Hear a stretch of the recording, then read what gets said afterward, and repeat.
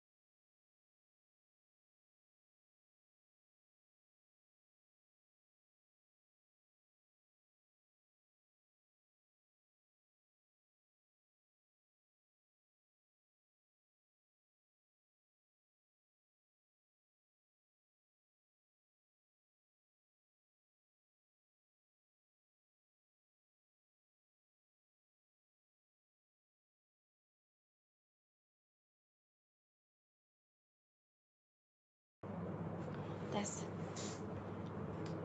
Okay, for all the participants, we will start at 1:45. And in opening, please open your camera ya. Jadi nanti untuk selama lagi pembukaan, dimohon untuk open kamera. Ya. We will wait the registration from 1:45 until 2 p.m. So please tell your friend who already register or join the webinar ini. Why I speak English? Please log in from 1:45 until 2 p.m. because we will start at 2 p.m. And then when the opening, please open your camera. And when the national anthem will play, please be silent and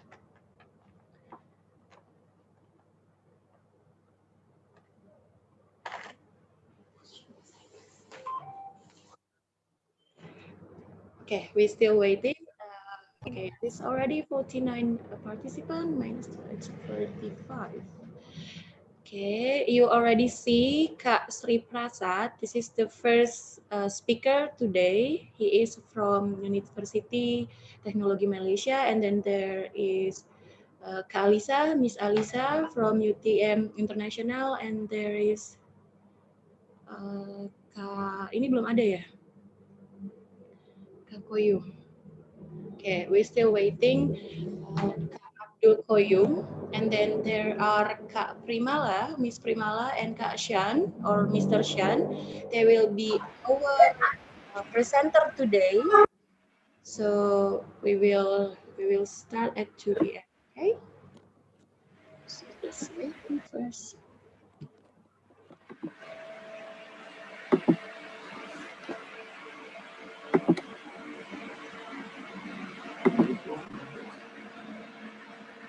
Ada yang nge-unmute ya? Di-mutein aja dulu deh. Okay, another info for all the participants will be mute for all the time while the materials, while it start. And the presenter will give you information for how you can ask or gimana sih caranya kalau kalian mau bertanya. Okay, jadi for now, I will mute all of you except the speaker. Si Farhad.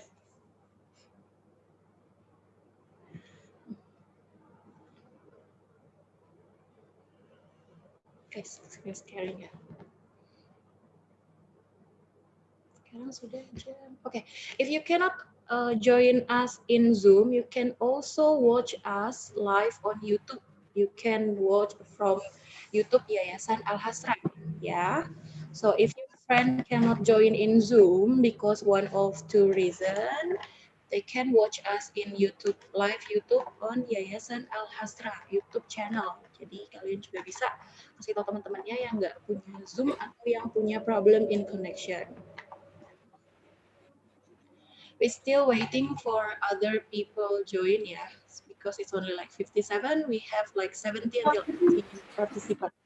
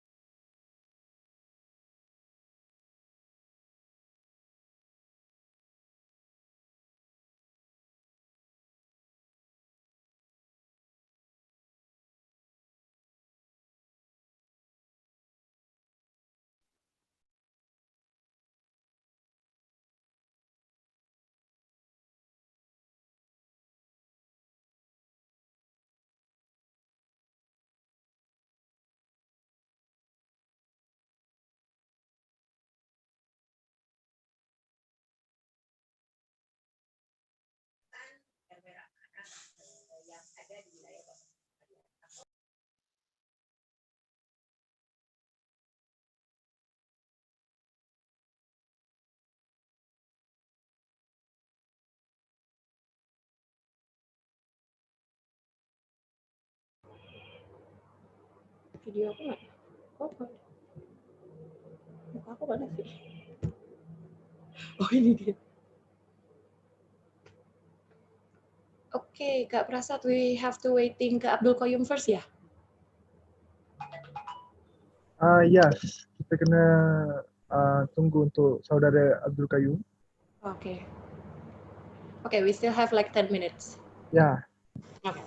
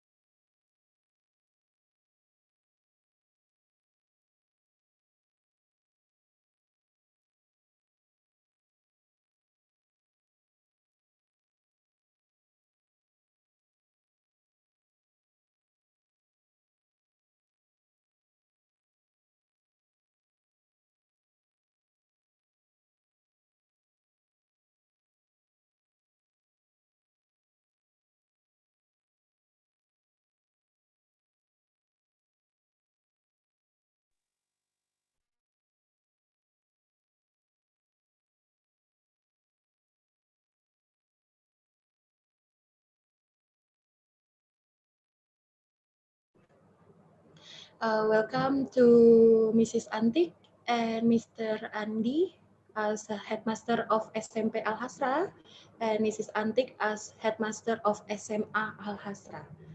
And we still waiting Ibu Sawitri as headmaster of SMK Al Hasra. Okay.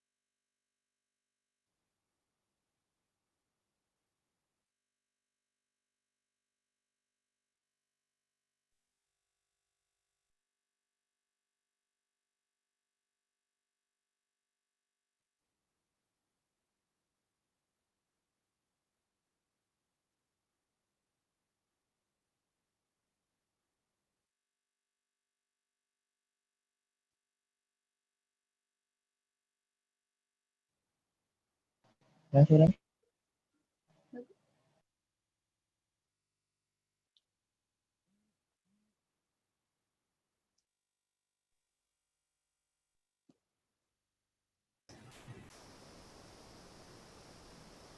Okay, I will inform again. We will start at 2 p.m. and when it's opening, please open your camera. Oke, jadi selama opening, tolong kameranya di-open. Lalu pada saat menyanyikan lagu Indonesia Raya atau mendengarkan lagu wajib Malaysia, mohon tenang dan tidak usah banyak bergerak. Ya, kami masih menunggu sampai pukul 14.00. 3 menit lagi akan kita segera mulai. Jadi mohon nanti pada pukul 2 atau 14.00 mohon di-open kameranya lalu ikuti dengan sesama.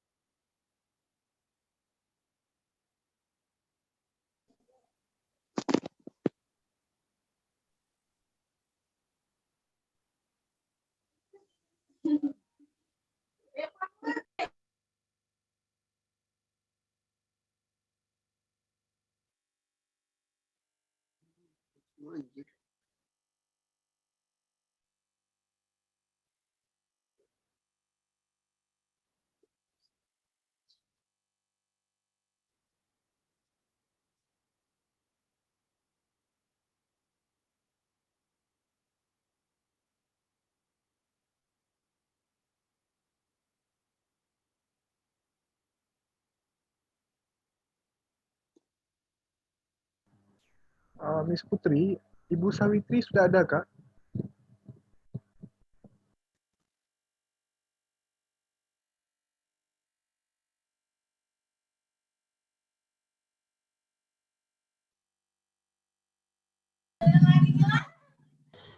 Sudah ada Kak, tapi tunggu sebentar karena ada sedikit problem.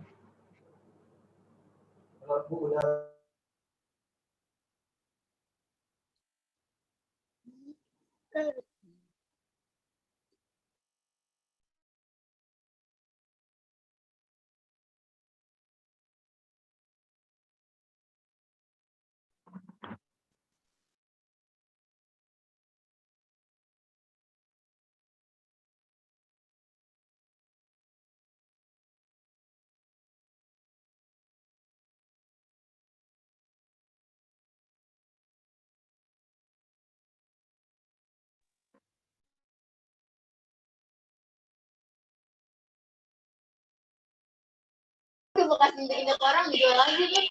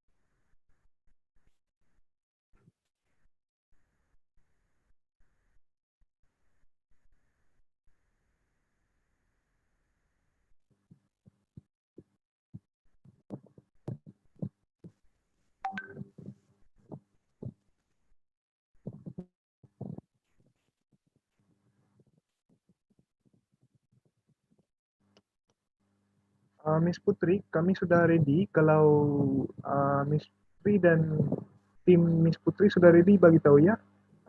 Oke, boleh kita langsung mulai saja Kak. Nanti Bu Sawitri pas ngomong sudah boleh.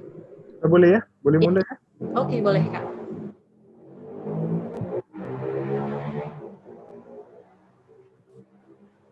Oke anak-anak, kita akan mulai. Seperti tadi Ibu bilang, mohon pada saat pembukaan, tolong di-open kameranya terlebih dahulu. Ya, terima kasih.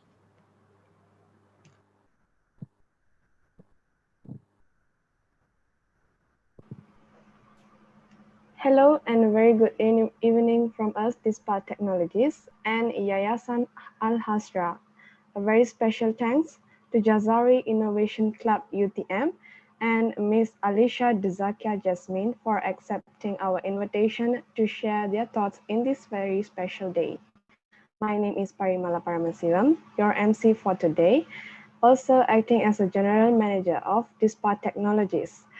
We cordially welcome all of you to the International Edupreneur Webinar 2020.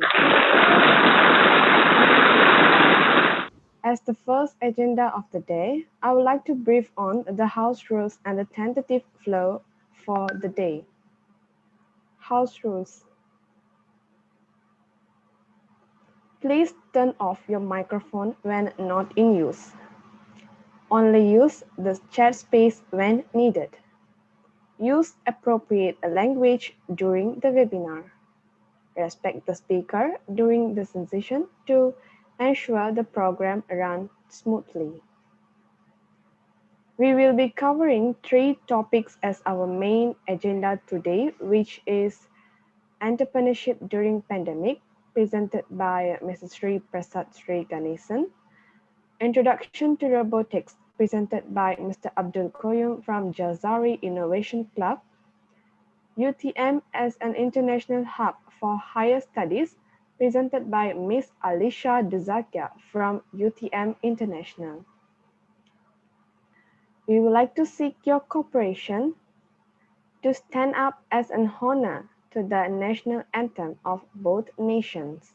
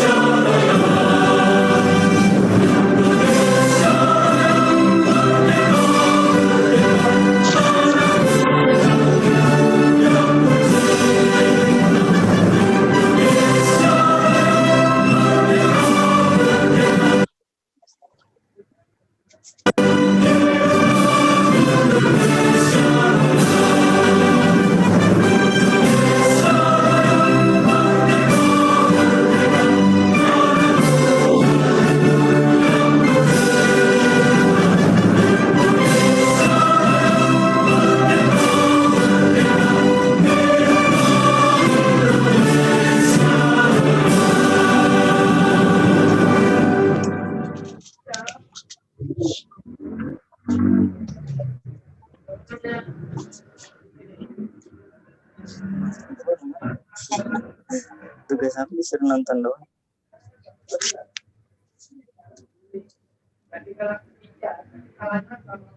Begin with our main agenda. We would like to invite Yayasan Al Hasra representative Ibu Savitri Retno Widyaningsih to share a few words.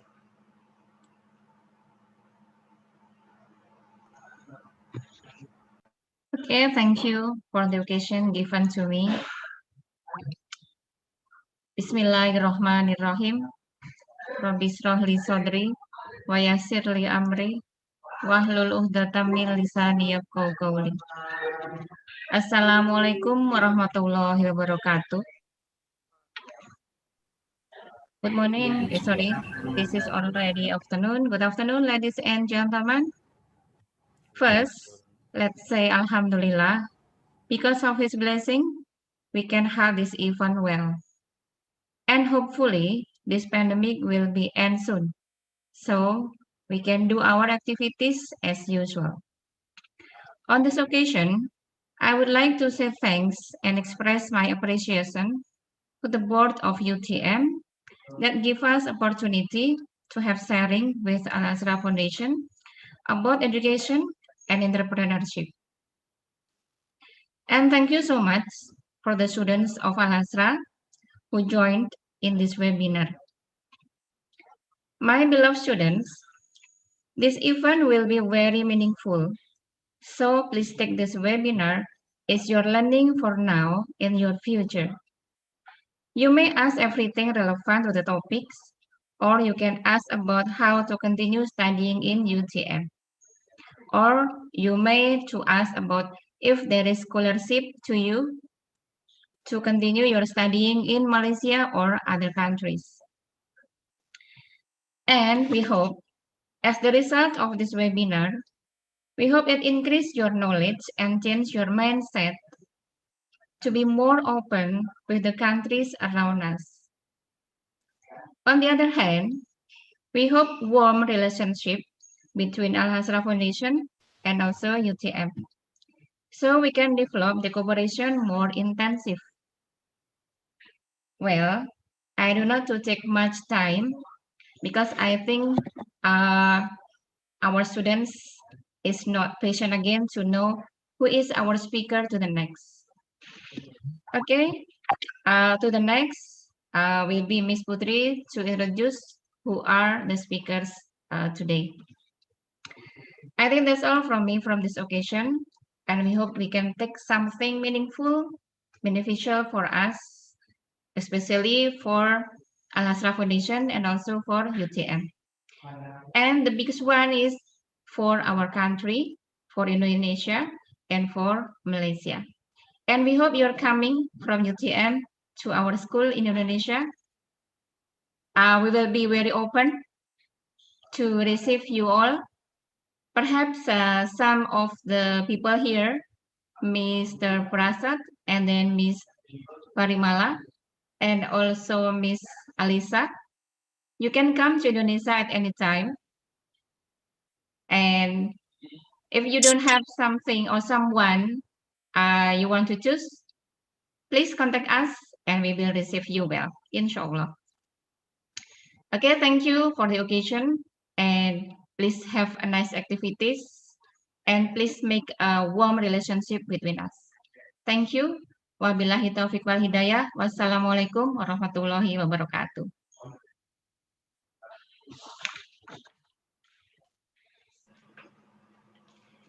Thanks to Ibu Savitri for such a kind words. Next, let's welcome Mr. Sri Prasad Sri Ganesan, Dispart Technologies representative, to share his thoughts and kickstart our agenda with our first topic for today, entrepreneurship during pandemic. Hi everyone, good evening to Ibu Savitri, Miss Putri Utami, Jazari Innovation Club, Mr. Amirul, Mr. Abdul Qayyum, and all the beloved participants who are present here today. We would like to express our sincere gratitude to everyone for giving us the opportunity to conduct this international Edupreneur webinar today. Our aim today is to cultivate the students with the basic of robotics, entrepreneurship, and how to apply to UTM. We hope our objective will be achieved today, and thanks with regards. So without further ado, I would like to begin our first topic, which is entrepreneurship during pandemic. Before that, let's watch a short introduction video about DISPA Technologies, where we are representing from.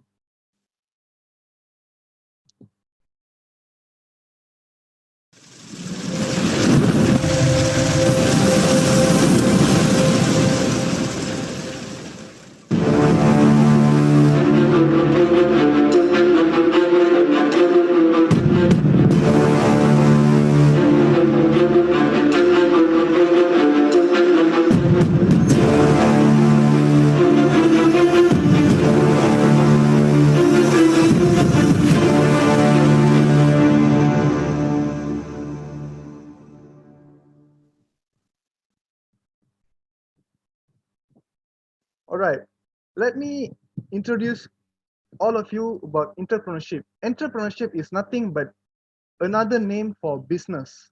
So everyone has heard about business, right? And how business is going on during this pandemic, COVID-19 pandemic. So, and I'm going to talk about a lot of things, especially how you people, school students, can start a business.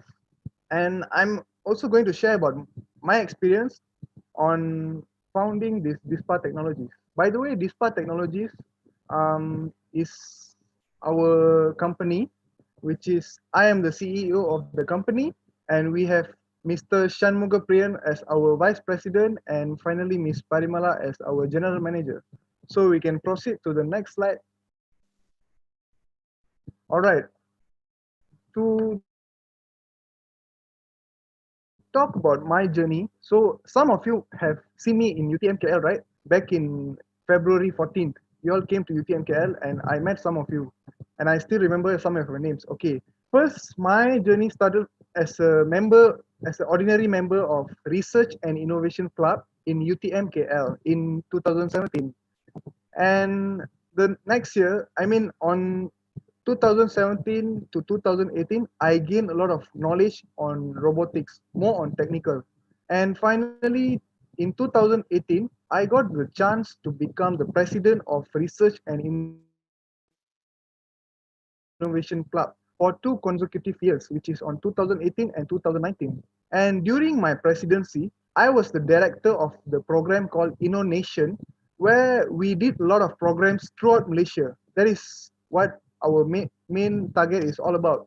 It's about innovation throughout the nation in Malaysia. So we went to states like Johor, Penang, Pantai Timur, and KL. And finally, I finished my diploma, and currently I'm pursuing degree in UTM also. And currently in 2020, I am the CEO of DISPA Technologies, and we have more to come. Okay, so this is the InnoNation program we held in Penang. Around 60 students were present on that day, where we taught basics on robotics and stuff like that. And over here we can see last year in 2019 January, SMK Al Hasra also participated in SMK Wangsa Maju. There we present to you about green energy technology, and we have few photos we will show later. And we also have collaborated last year in 2019. We did a program sharing session, technology sharing session with Jazari Robotics UTM and Research and Innovation Club in UTM KL. And we can proceed to the next slide. And as a reward from all these programs we did around Malaysia, we received the Germa Awards in UTM, which is a appreciation from UTM to us. We were grateful for that. And we in next slide we have that was about my journey in UTM. And finally, we founded this Dispa Technologies back in June 2020. This year, it's only been 5 months since Dispa Technologies was found. And currently, we are providing services such as web designing service, 3D printing service, logo designing, and finally custom merchandising. So you can see all these figurines and cartoon figurines in front of us. We have 3D printing service. This is what 3D printing service is called. And we also started to sell these COVID-19 things that can help COVID-19, such as face shields. And next slide, please. We also have our Dispa Shopee store. From there, this is where we started our e-commerce business. So later I'll explain more about how to start in this e-commerce, and also about the Dispa Designs. Dispa Designs is all about the design, logo design, and web designing. And we call ourselves the most affordable website designers in Malaysia, the cheapest in Malaysia, because our package starts from RM 180 ringgit only. Okay, next slide, please. Okay, so what is e-commerce? Everyone has heard about other business, right? Like shipping or some other business sectors around the world. But what is e-commerce, and why e-commerce is being a big topic discussed in recent times, especially during this COVID-19? This is because only e-commerce has not affected by COVID-19. Other businesses, traditional businesses, for example, restaurants or other traditional business kind of platforms, we can see that they have really affected their business for almost, it's almost going to be 1 year. And e-commerce is surviving at the best. So what is e-commerce? E-commerce is actually same concept like, okay, email. We have email, right? Email is electronic mail. We are sending mail through internet system. Same concept. E-commerce is a business using electronic platform. So all our transactions, our payment will be controlled using the internet. So what is found in this e-commerce normally? So everyone has shop in Shopee, eBay, Amazon, and so on, right? So what they sell physical goods such as maybe face mask. That is something selling hot these days, right? So we can buy anything from these platforms. All right. Then we have digital products. My second point is digital products. Digital products means like Spotify, audiobooks. Audiobooks, we have Audible and this kind of platforms to buy digital products, Apple Music, and so on. And finally, service-based e-tailers. Okay, this might not be familiar for you guys. E-tailers means like we have freelancers. For example, web developers, freelancers, they can have their portfolio online in the internet, and their customers can look through the internet and contact directly through social media and so on. So this is what e-commerce concept is all about. It's all about selling things. You're selling your service or selling your things, items through the internet. All right. So if we look at the next slide, we can see importance of entrepreneurship knowledge, especially during this time.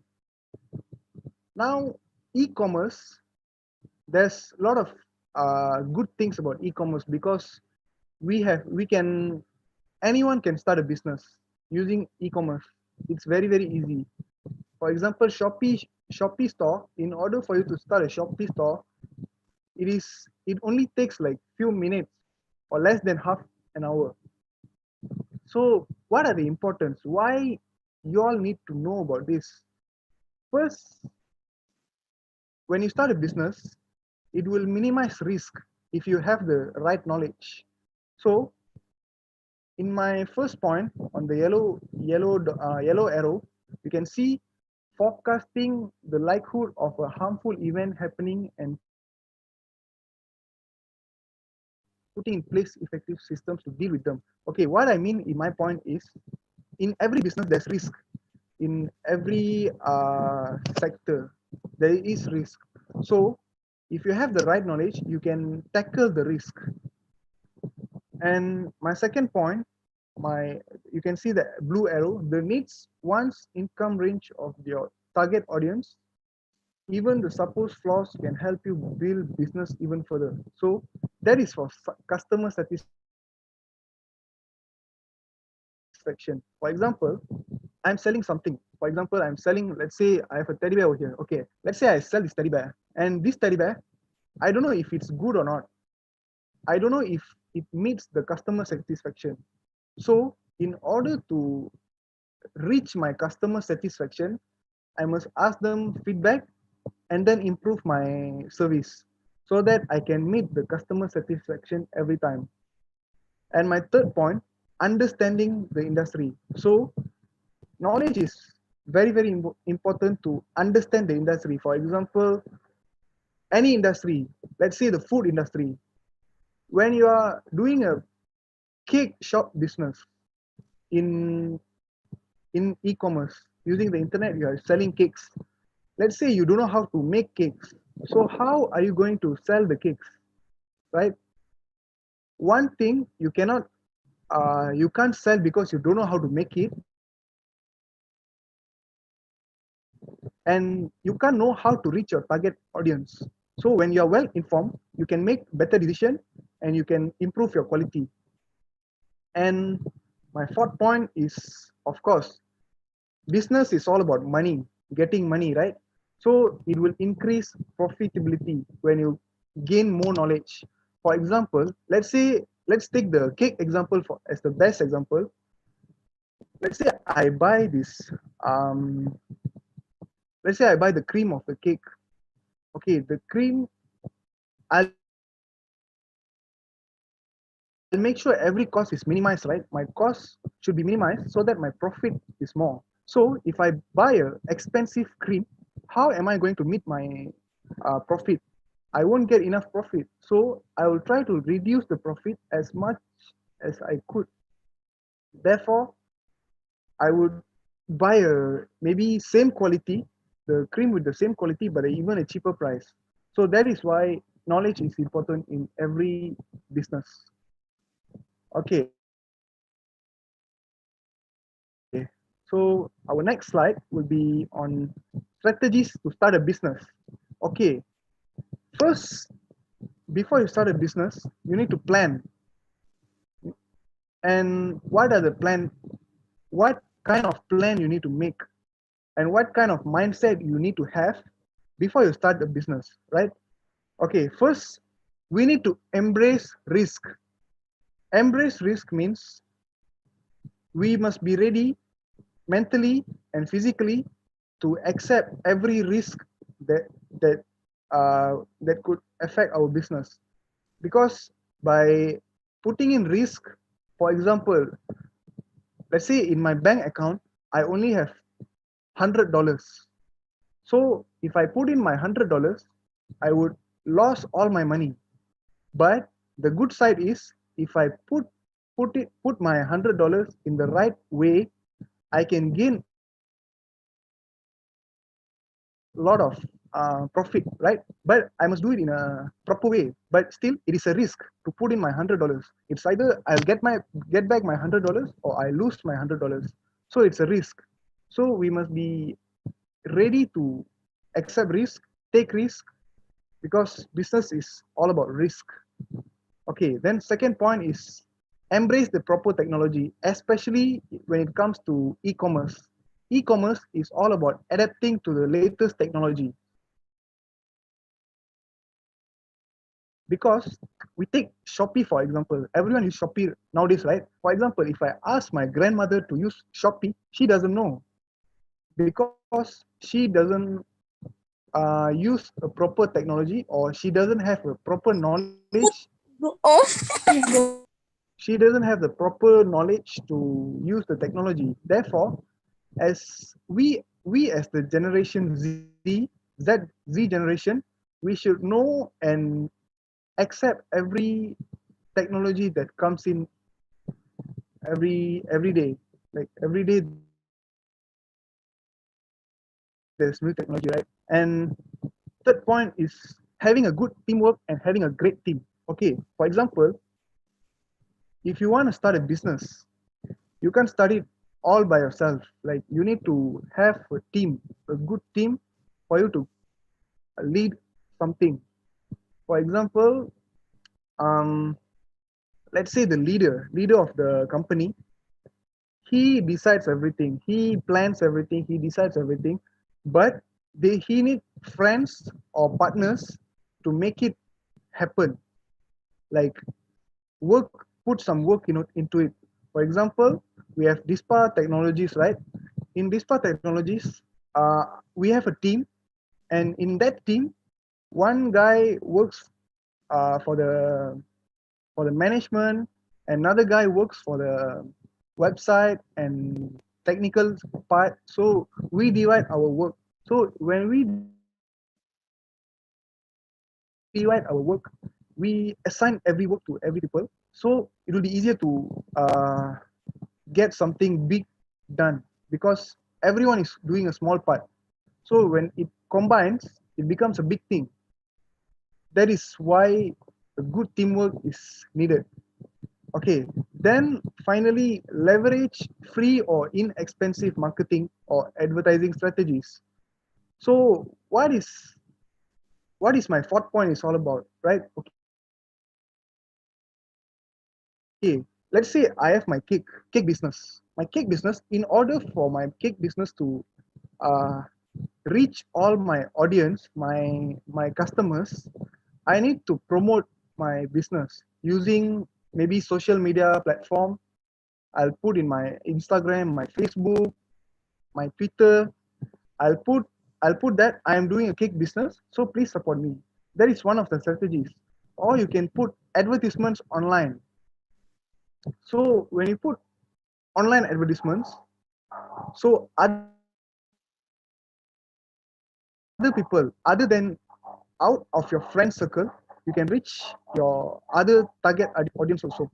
So by doing all this, you can build a brand. For example, my cake company name is uh, Delicious Cakes. For example, Delicious Cakes Private Limited, right? For example, so in maybe 5 years, I can make the brand as a trademark for the country. So when people outside the country talks about cakes in Malaysia, so all I hear about is Delicious Cake Enterprise. So that is what branding is all about. So first you need to market your product and build your brand so that you can reach your audience. So that is some of the strategies that we can use to reach our target audience. Okay, next. Okay, this is the most important. So please focus. How to start now? How can you start, like even today? First, think of an idea or business model and plan the strategies. Okay, I explained previously about the strategies, right? So use those strategies and plan. Sit down and plan. Get an idea first. Okay, first, let's say we have a problem in our country. For example, we have very less face mask supply in our country. So that is a problem. Using that problem, that is an idea. And using that problem, how can you come out with a solution? So this problem and solution is your idea for your business. So what you're going to do is be a face mask supplier for the whole country.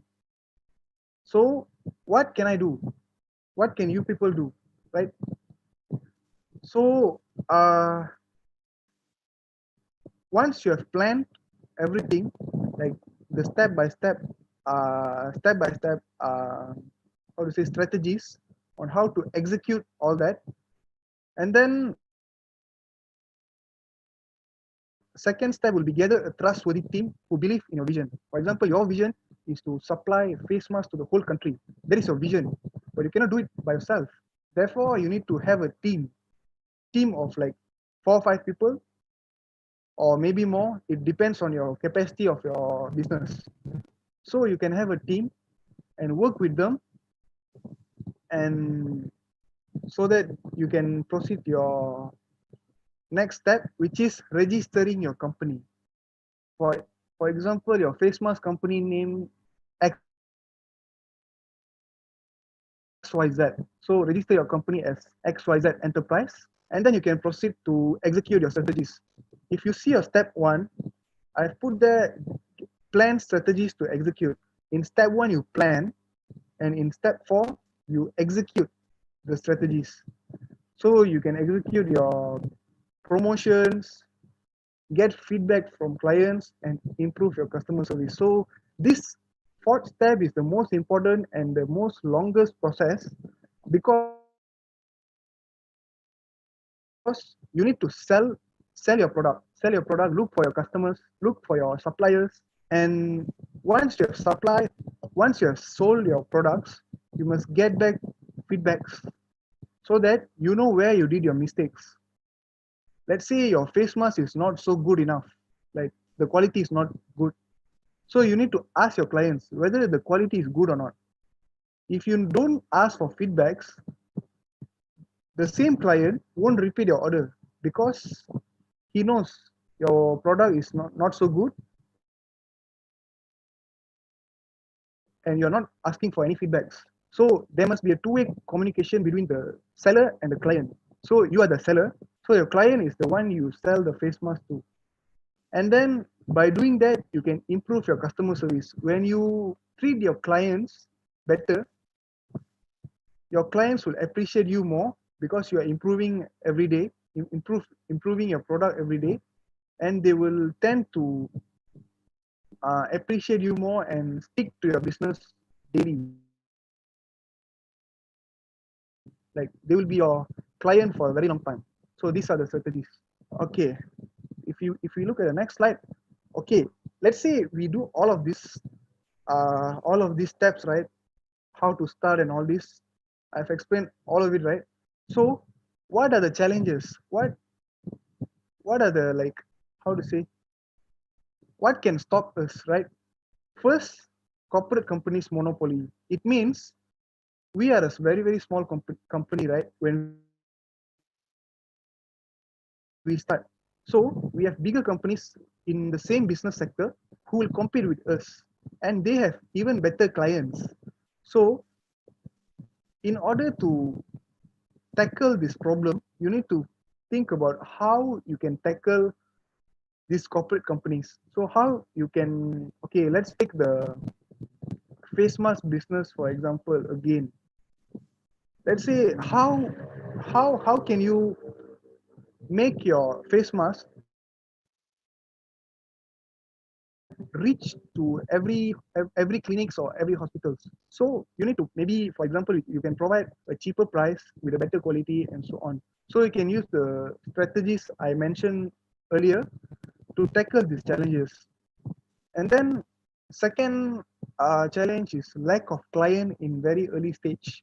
So when you start a business, not that in 1 week you can send 1 million face masks. No, it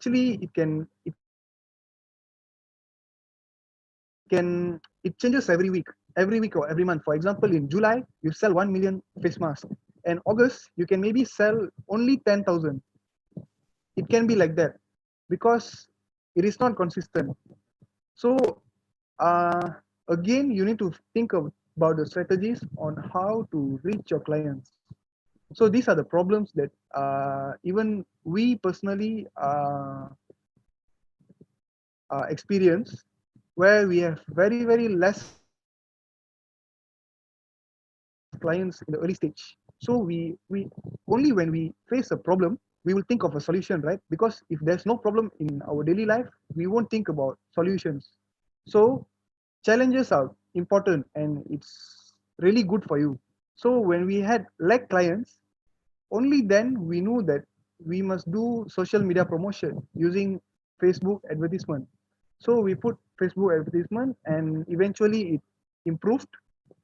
So that is how you tackle your challenges. And third point is rejections. Rejections is very, very normal. So let's say you propose your business to a client. Let's say you propose to a hospital of supplying 100,000 face masks to their hospital. They will automatically reject. So rejection is very, very normal. So how you can improve or tackle this rejection is by negotiating even better, improve your communication skills. So again, your communication skill comes in. So how are you going to negotiate to make him buy my product? So you must think on how to maybe other strategies such as uh, having a good communication skill, improve your uh, how you the way you speak to people and so on. And finally, limited fund to run the company. Okay, again the money comes in. So let's say when you start a business, you only got $100 and you only can buy few face masks to start. It is okay. It is okay to start with just $100. So using that $100, how can you get the most from that $100? So for example, I'm giving just an example, right? You can buy a very, very cheap face mask, but with a good quality, but cheaper face mask and supply to a pharmacy maybe. So when you supply $100 worth of face mask to the pharmacy successfully, you can get around maybe $500 from that model. So you started with $100 and in total you get $500. So that $100 became $500. So using that $500, don't use the money for your own purpose. Use that money to buy another another $500 worth of face mask. So buy and then sell again to a bigger pharmacy. So take that money, invest back, take that money, invest back. So it's a repeat the process for few times until you reach your target. Your let's say your target is $1,000, right? So you already have $500. So you invest again and then you put in and then you got your $1,000. So using the $1,000, maybe you plan to do other business. I mean, selling other things. For example, not only face mask is selling hot right now. Maybe you can try sanitizers. So you put that $1,000 to buy sanitizers and then supply. So that is how you grow. So that $100 can actually grow into thousands of dollars. You, it's not like you need to have like $10,000 to start a small business. No, actually you can start anytime. And thanks to Shopee, because that platform is one of the best platform for everyone. For example, even you guys, you can go after this seminar, you can right away go to your Shopee account and register yourself as a seller, and then you can sell anything without without even having a registered company. You don't need to have a registered company for Shopee. So you just sell anything online. So let's say you have a skill. For example, you know how to draw. You are an artist, right? Let's say you are an artist. So you can draw something, for example, a portrait of someone, and you can sell it online. And people can order through your Shopee. So that is what that is how you can do, how students can start actually. Okay, if we look at the next slide, we can, okay, this is a very special quote that I really appreciate. At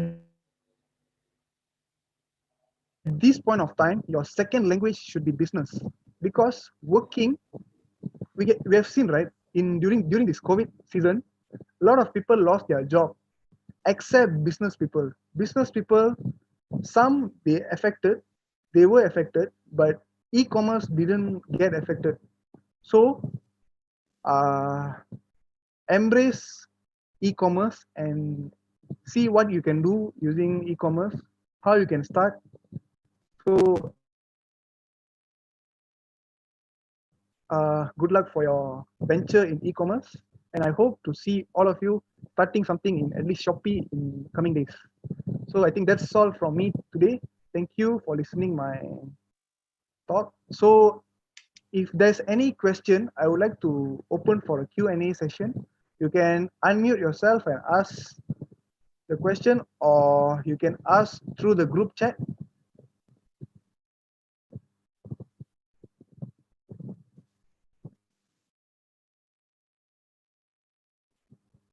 Even the teachers can ask if they wish to ask.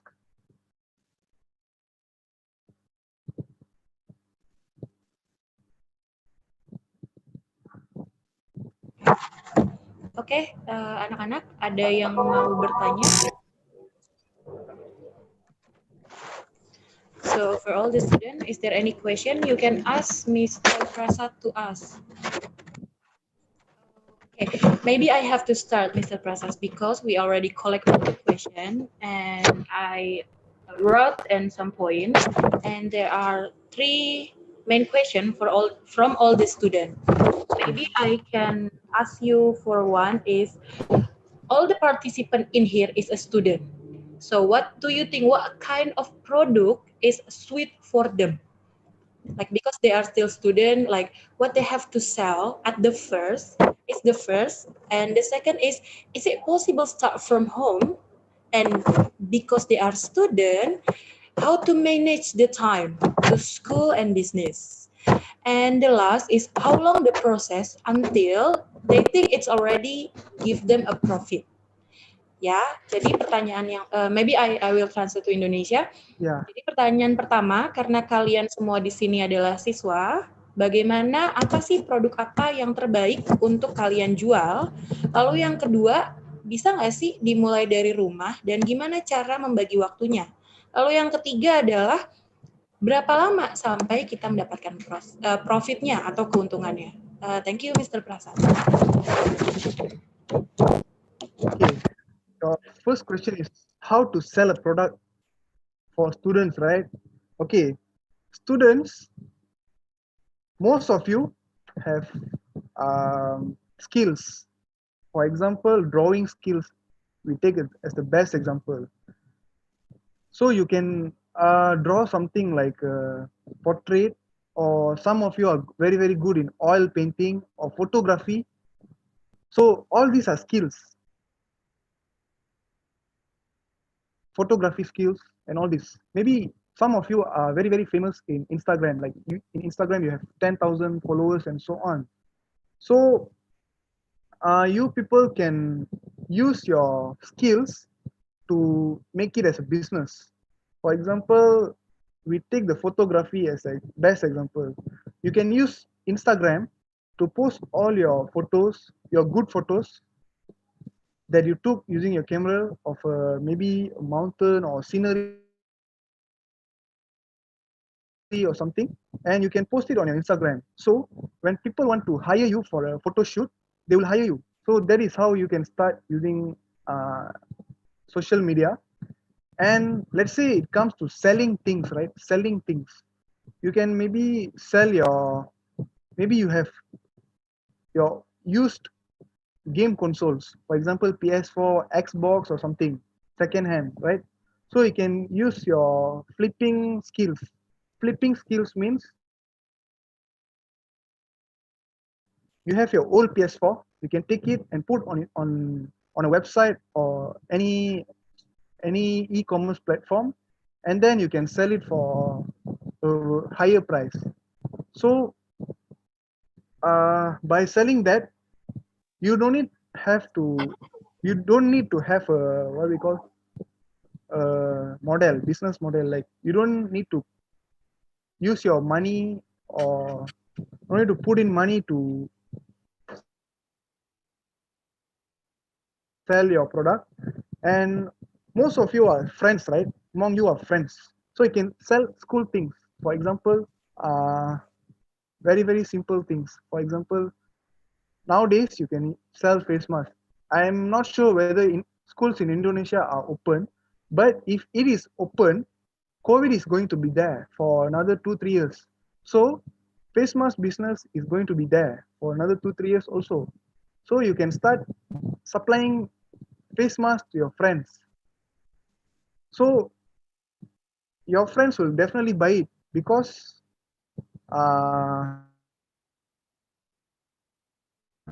they surely want to support your business and so on, right? And the best, okay, if you ask me, the best, what we call, best model to for students is selling your service. For example, like I said, the drawing skills, your photography skills, and so on. So don't use your money first. Sell your skills. That is the best investment you can do. And how can you start at home? Okay, everyone is at home. Shopee doesn't require a physical shop, right? So anyone can start from home. So let's say the drawing business you can start, right? Let's say you are an artist that can draw some portraits. So in home you can draw your portraits at home and then sell it online, because that buyer won't know where you are doing business, whether you are at home or you having a business shop, or they won't care about that. They only care about the product. So house is the best place to start your business. Even, for example, let's take Dispire as example. Until now we are operating in my home, where we have 3D printer in my home and all my tools at home. So we build our robots, we print our 3D printed parts, and everything is assembled at home in my room. So that is how you can start. And finally, how long it takes for you to get your profit? Okay, it requires a lot of patience before you can get your profit, because it doesn't mean that you start uh, once you start on your first day, on the second day or third day you can get your profit. It's not like that. So you really need to have patience and wait and work hard. So you need to have the persistence and work hard until you get your profit. Okay, let's say you sell some face mask, right? Let's say you take in bulk, you take a bulk order, and then you supply it slowly and so on. And then you have supplied all your stock, you have supplied everything, right? Once you have supplied everything, take that money. Of course you will get the profit maybe in within 2 months or 3 months. Let's say 100,000 face mask. 100,000 face mask, if you plan it properly, you can definitely sell in 3 months, 2 or 3 months, definitely you can sell. And that profit, don't use it first, don't use for yourself. Take that whole profit, put put it back into your business, invest it back, reinvest, and then grow. And this process is really long. Although you get your profit already, for you mustn't take it. So in order to grow your business, you must sacrifice 1 year without taking any profit for yourself, but your business has profit. So you get my point. It's like you grow your business, but without anything taking to for you. So reinvest in everything.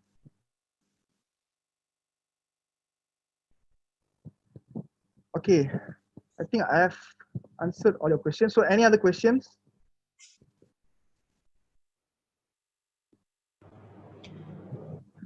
I think I received another question, which is on how they can manage their time. Okay, as a student, you have your school time, right? Like your school time is from, let's say, 8 a.m. to 1 p.m. So 8 a.m. to 1 p.m., focus on your class, focus on your online class and so on. After 1 p.m., maybe do your homework and stuff, your school stuff, get it done first. So when you are a student studying business, your primary focus must be on your studies first. And then the remaining time, let's say you have your free time, right? When you are in your free time, you always scroll your Instagram, your Facebook, and your TikTok, right? Instead of scrolling that and wasting your time, you can think of a way to grow a business. Because in the real world, it's not easy to survive without a business. So if you think back, it's better to start now as a student. Even if you all fail, it's okay. It's okay to fail, but you have the experience. You know how to start. Okay. Mr. Amirul has added up something.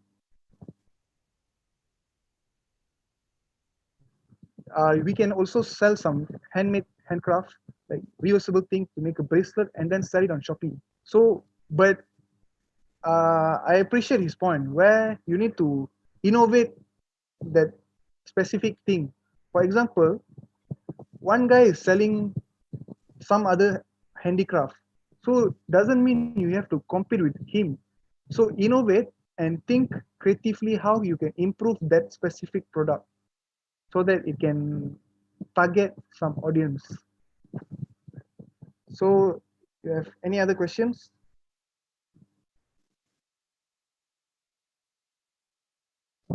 And then another point, my last point, your best friend and your best enemy is this, your phone. So using your phone, you can either start your business or waste your precious time. So you think and act how you're going to use your phone. Is it going to be a friend that can change your future or your enemy that wastes your time and energy? So I think that's all from me.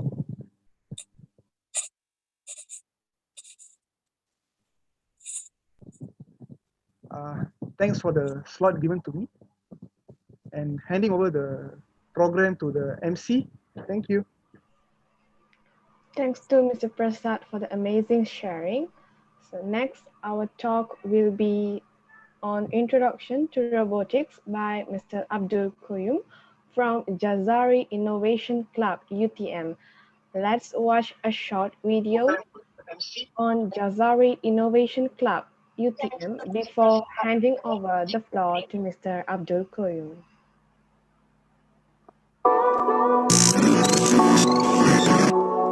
Next, our talk will be Introduction to Robotics by Mr. Abdul Qayyum from Jazari Innovation Club, UTM.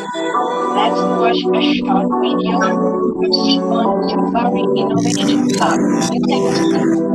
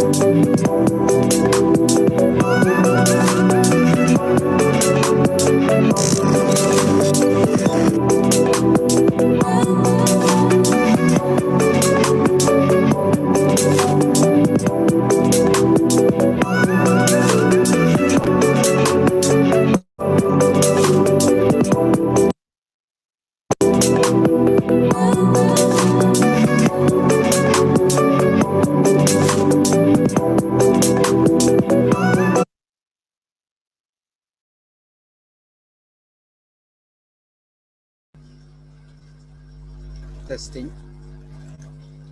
Assalamualaikum warahmatullahi wabarakatuh. Thank you MC for giving me an opportunity to having a sharing session with you guys. Good evening. My name is Abdul Qayyum. Can we go to previous slide first?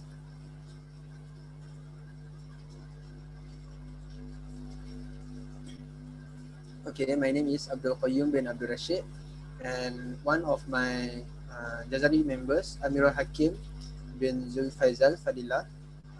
My friend here, Amirul, is the president of Jazari Innovation Club. As you can see in the video, we have been joining a lot of competition, and we are really experienced in building robotics projects. So if you go to Universiti Teknologi Malaysia and you ask what are the robotics club that is popular in UTM, so you will get the answer. One of them is Jazari Innovation Club and another one is Robocon Club. So we have also a new robotic club that is established by one of our lecturer. The name is Eros Robotic Club. We will talk about that lecturer later. Okay. Next slide. Okay. Actually, I am very glad to be having this sharing session with all of you guys today. This is my first time having a sharing session with an international audience, so I'm a little bit nervous. Okay. So I will be talking about introduction to robotics. So this is an overview about how I'm going to present the talk today. So we will be starting from definition of robots, is what is robot and how you create a robot, and then we will go to the types of the robot. We will talk about some famous types of robots, and then the use of robot, like why we want to use robot, why we going to create a robot. Okay. Next is the applications of the robots. So how can we use the robots to help daily life, to ease our daily work. And then what is the future about robotic field in the world. Okay. So, next slide. So the definition of robot. A robot, we can define this as an object that have electronic component that we can program it to do a specific task for us. Okay, so you might be thinking that the word robot is something like human-like robot, have arm, has leg, and maybe a car or a machine. So actually, robot is more wider than that. Okay, so everything that we can program, everything that is human life, it is a robot. So even our smartphone, it is actually a robot actually, because it is our life. Okay, our car, we using our car to go to work every day, so that is also a robot.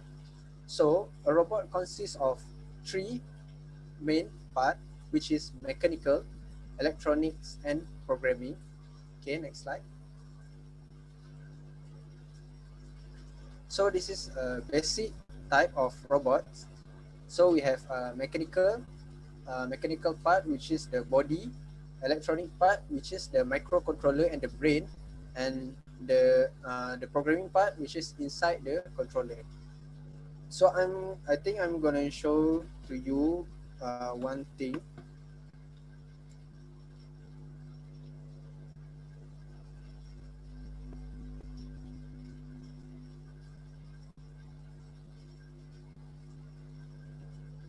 Okay.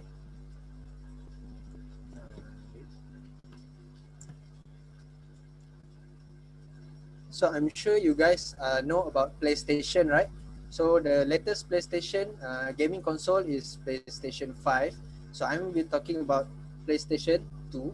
Okay, if you can see here, this is a PlayStation 2 controller, but it is wireless. It is a little bit weird because if you know PlayStation 2 is a wired controller, but this is a wireless controller. And now I want to show you guys, this is my robot here. Okay, this is my robot controller with this PS2 controller. Okay, so if you can see here,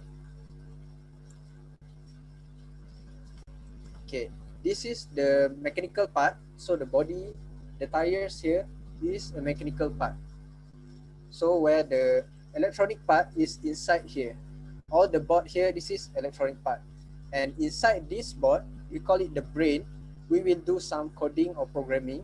So that is the programming part. We write a code and instruction, what we want to do. If we press the button, what we want the robot to do, move forward, turn left, turn right, and anything else. So these three basic part, so which is mechanical, electronic, and programming part.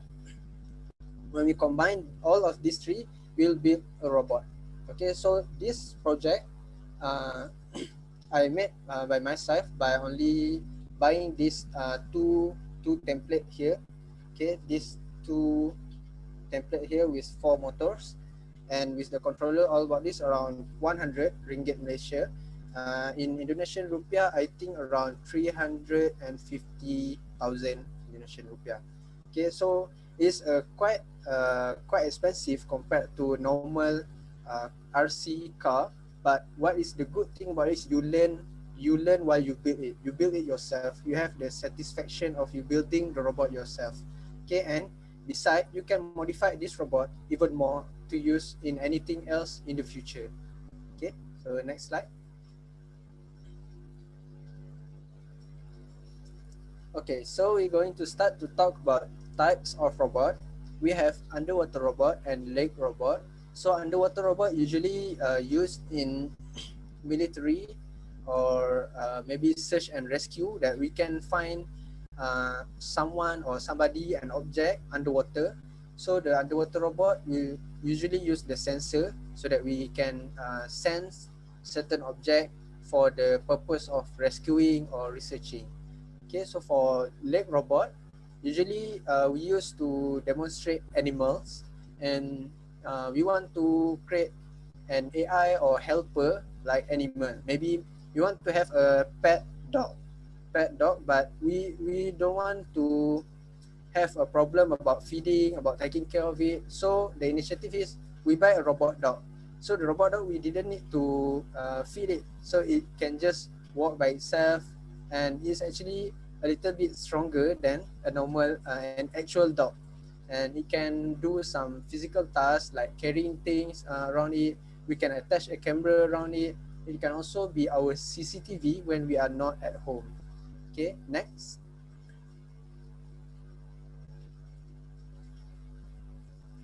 Next slide. Okay, so another type is humanoid robot. So this is what I've been talking about. Like if you never heard about robot previously, you might thinking the word robot is this kind of robot. The only thing robot is this humanoid robot. Okay, so you heard about robot, humanoid.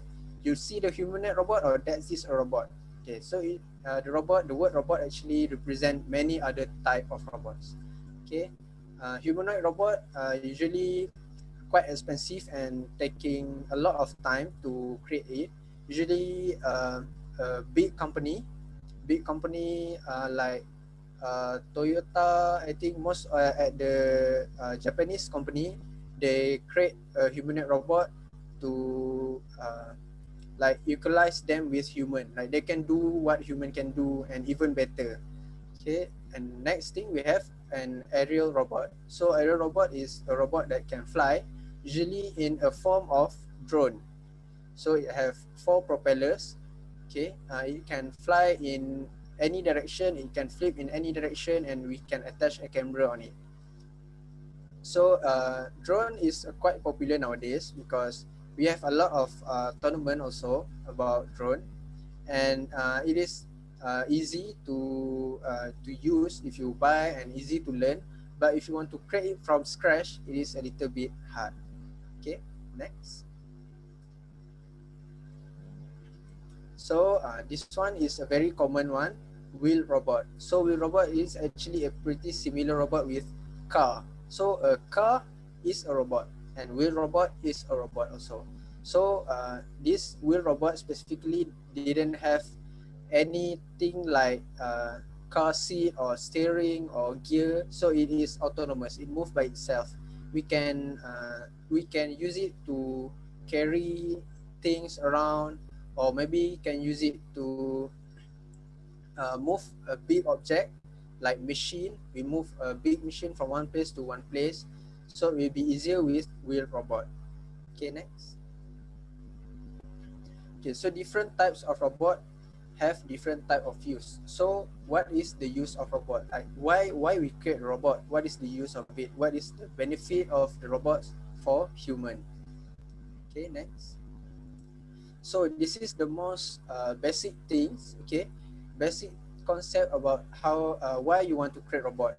It is to simplify human work, effort, and save time. Okay, so when human work, we are doing a set of work that is repetitive, every day, every time the same things, and we got tired, and it sometimes consume a lot of time. So the solution is we create a robot so you can do repetitive tasks without feeling tired, and it is even faster compared to human. Okay, so this is some example. We have a smoke bot. It's the combination of a wheel robot we see just now, except the wheel it used like a tank wheel. So a smoke bot create interior map firefighter can use later when to find their way around the building. So they send this robot first inside a burning building. Okay, this robot is fireproof, so it can go into a burning building. It can scan around it, and then it create a map using its sensor, and then pass it to the firefighter, so they know which way is safe to walk around in that burning building to find survivors or to save people. So this kind of work, like if we didn't have this robot and then we have a burning building, we didn't know how actually we're gonna go inside and find survivors. Okay, if firefighters just go inside without knowing anything, it might be a very risky move for the firefighters. It can be some crack anywhere, it can be some explosion anywhere. So instead, we create a robot. You can send it first. It can scan the place for us, and if anything happen, just the robot got destroyed. Robot can be replaced, but human hardly to be replaced. Okay, next. So next is a very popular robot, which is a robot arm robot. So usually we use in manufacturing, in the factory. We use this to automate repetitive things. So when we are working in the factory, we're just doing a similar same thing repetitive every day. So we're just putting stuff in the work line. So instead of we ask human to do that, which is repetitive and tiring, so we just replace it with robot. So it is much more faster and it didn't feel tired. Okay, next. Okay, so this is another type of robot arm.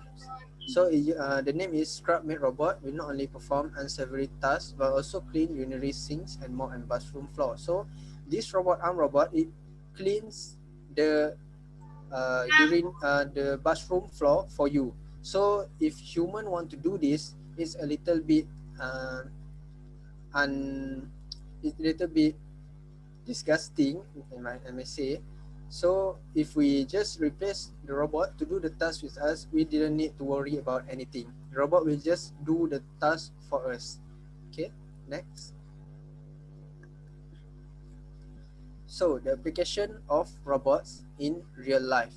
So how you want to apply the robots, how you want to use it in real life to help you in daily life and even in our current situation with the COVID-19 pandemic. Okay, so let's see what is the application of robot in real life.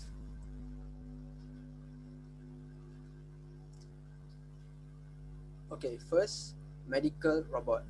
So we use a robot in medical. The most popular one is this artificial body part. So we have artificial hand. So when a handicapped person need a hand or a leg, so we create a robot a replica of hand, but it can control using its nerve. Okay, we just connect the sensor to the correct nerve and then attach the hand to the handicapped person, so the handicapped person can feel like having a hand again. So the person will be very happy. The only downside about this type of treatment is it is expensive. Okay, sometimes we got sponsor from government or medical organization for some people who is very in need of this artificial body part, so they will get this body part for free and use it to benefit their life every day. Okay, next. So robot in space. So space is a place that is very hard and money consuming place to explore. If a human want to go to the space, first thing first, it is very costly. So we need to create a good rocket, and we need to have a good planning, and we didn't even know what will happen when we go to the outer space. So instead we just send a robot, so the robot can just do all the things, all the research we want that we are afraid to do by ourselves. So this robot can even be deployed on a planet, for example. Okay, when we create a robot, we create it very carefully so we can search on that planet.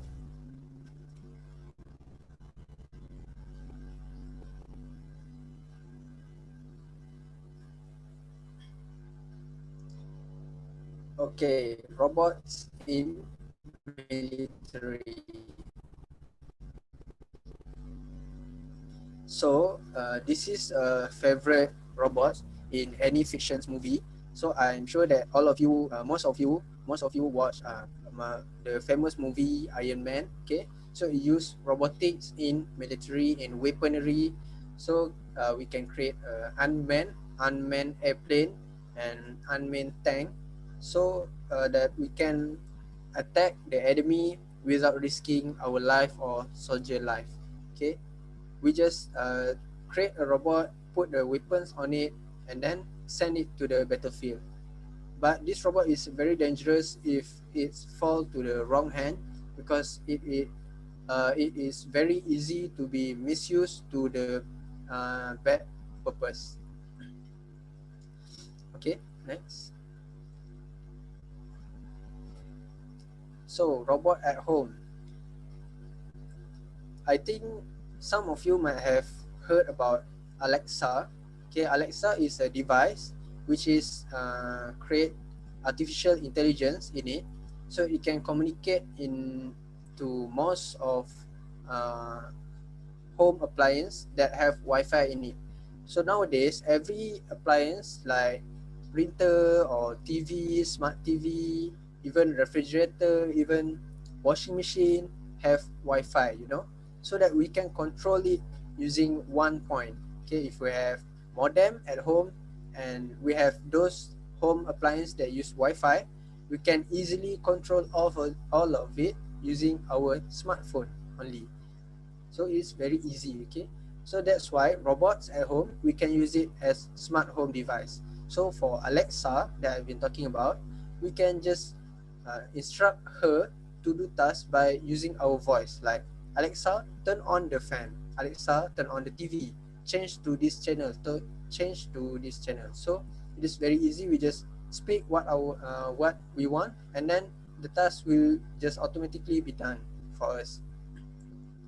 So this one is previous slide first. Okay, humanoid robot. So humanoid robot usually used in medical or as a maid, as a housemaid that we can use to replace human maid. Okay, because humanoid robot, if we use it as a housemaid, we can use it 24 hours without it is being tired. Okay, it can act like our assistants. It can like as our bodyguard. Even at night we are asleep, but this robot didn't sleep. So it can make sure that the family is in a safe environment. So humanoid robot is very expensive, but it's very beneficial to community, even is in a family term or in a medical term. Okay, next.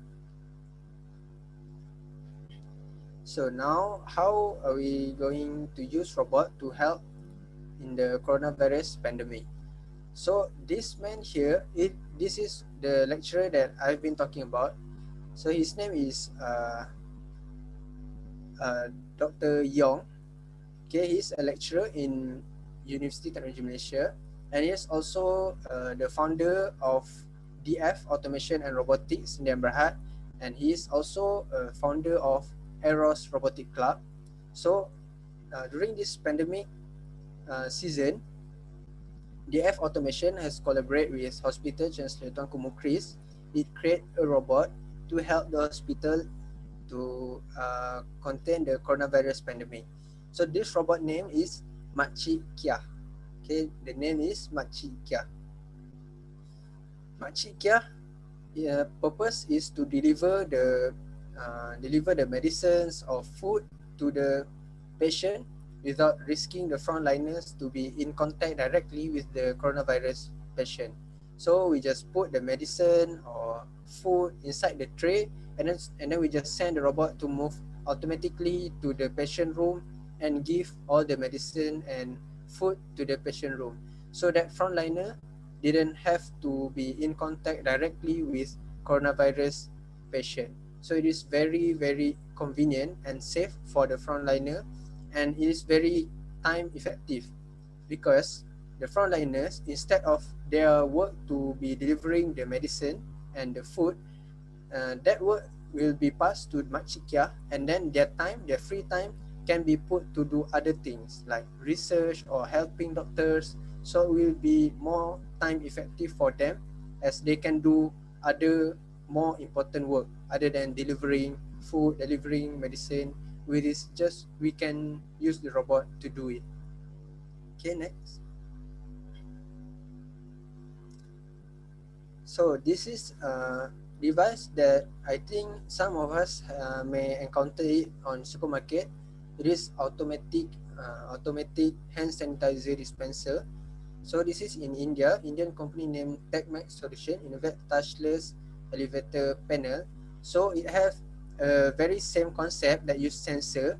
So if you put our hand in under the one sensor, so that sensor will receive data, and in this purpose it will call the elevator. Okay, if we put our hand under the up sign, so that the elevator will come to the up direction. So if we put our hand under the down direction, so the elevator will come to us in down direction. So same goes to the device that we may found at supermarket, which is automatic hand sanitizer. If it detects our hand under the sensor, it will automatically dispense the hand sanitizer to us. So this is some application of robotics in the coronavirus pandemic. Okay, next.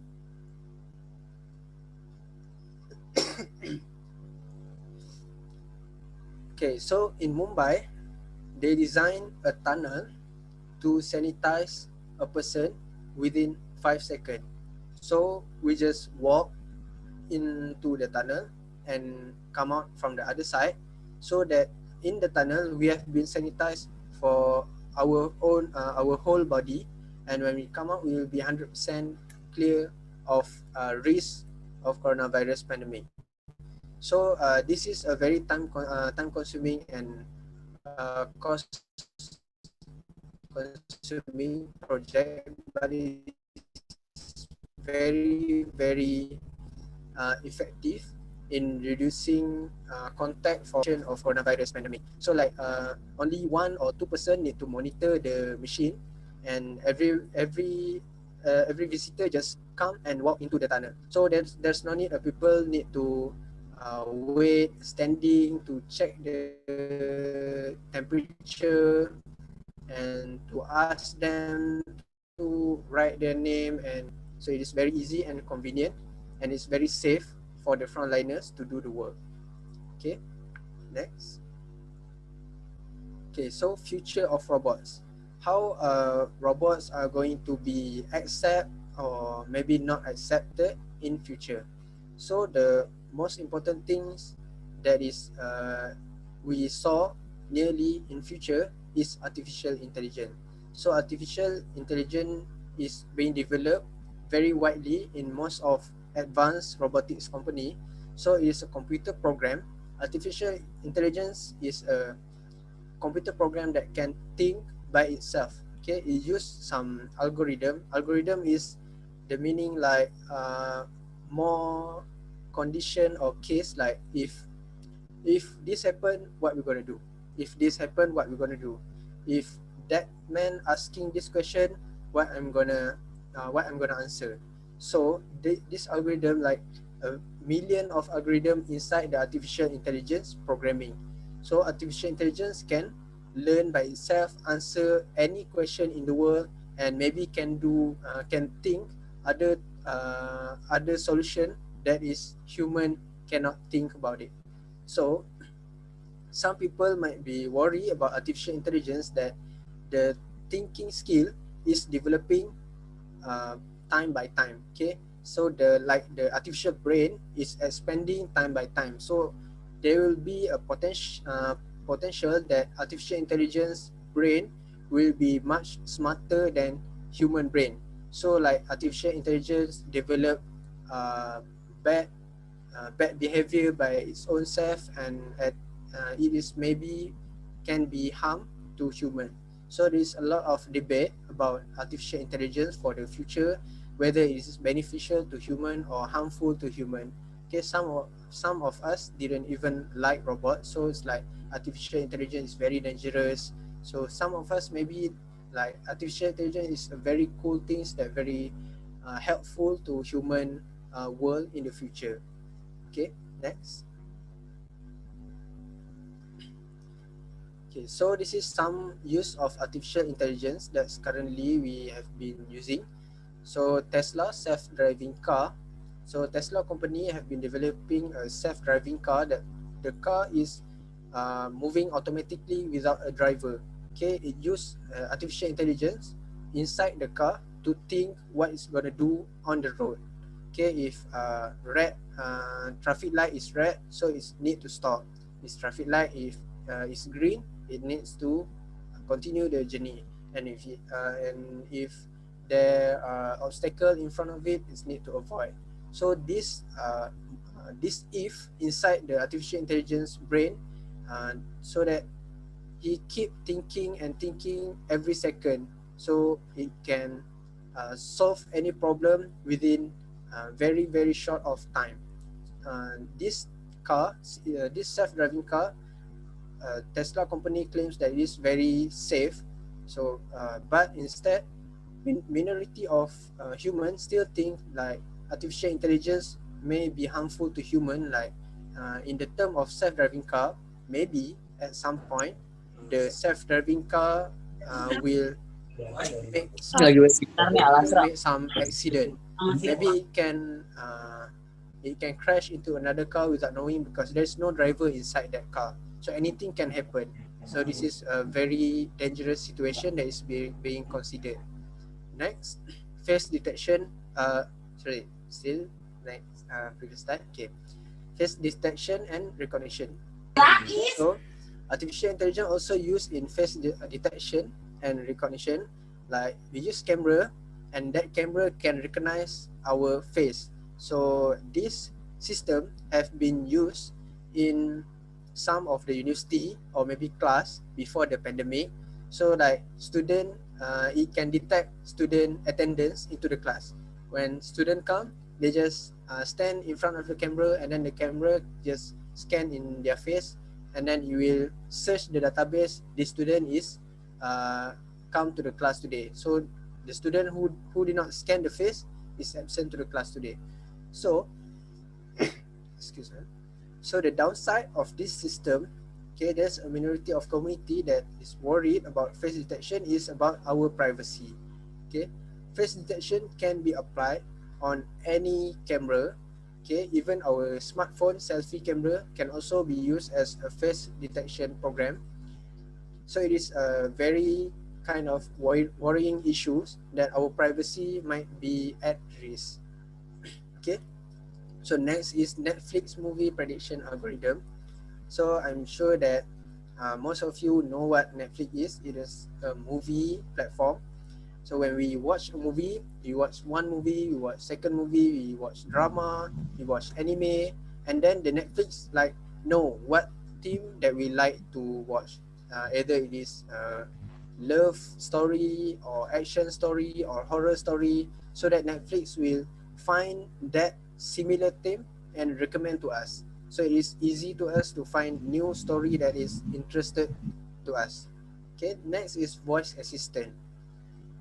So like I've been talking about Alexa just now. So we have another two famous AI voice, which is Siri in iPhone and Google. So these three voice AI, which is we can give any command using our voice only to do the task. So this device can integrate with any home appliance in our home that is using Wi-Fi. So we can ask Alexa, we can ask Siri, we can ask Google to control any Wi-Fi enabled appliance at our home. So by the meaning of Siri, not the Siri inside the iPhone that you have been owned. So we have instead the Siri is a device, another Siri device. So it is separate from the smartphone. You can ask Siri directly, you can command Siri to do other things on inside our home. So another downside thing about voice assistant, actually it's not a voice assistant. We are more worried about how the device can connect to all the Wi-Fi home Wi-Fi enabled home appliance. For example, your home, maybe the light switch have Wi-Fi. Okay, maybe your main electrical box have Wi-Fi, maybe your TV have Wi-Fi, and that smart TV have a webcam. So that this is in terms of cyber security. So if bad people gonna hack your network, so once you got access to your device, this Alexa, Siri or Google, you will get access to all of your Wi-Fi enabled home appliance on your in your home. So this is also another very worrying issues about voice assistant. So excuse me. So artificial intelligence depends on individual, whether you think that it is beneficial to you, beneficial to human, or maybe it will be harmful to human. It's up to yourself to determine the benefit of the artificial intelligence. Okay, next.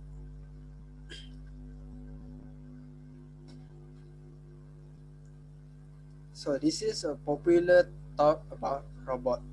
Okay, they lead humans to lose their job.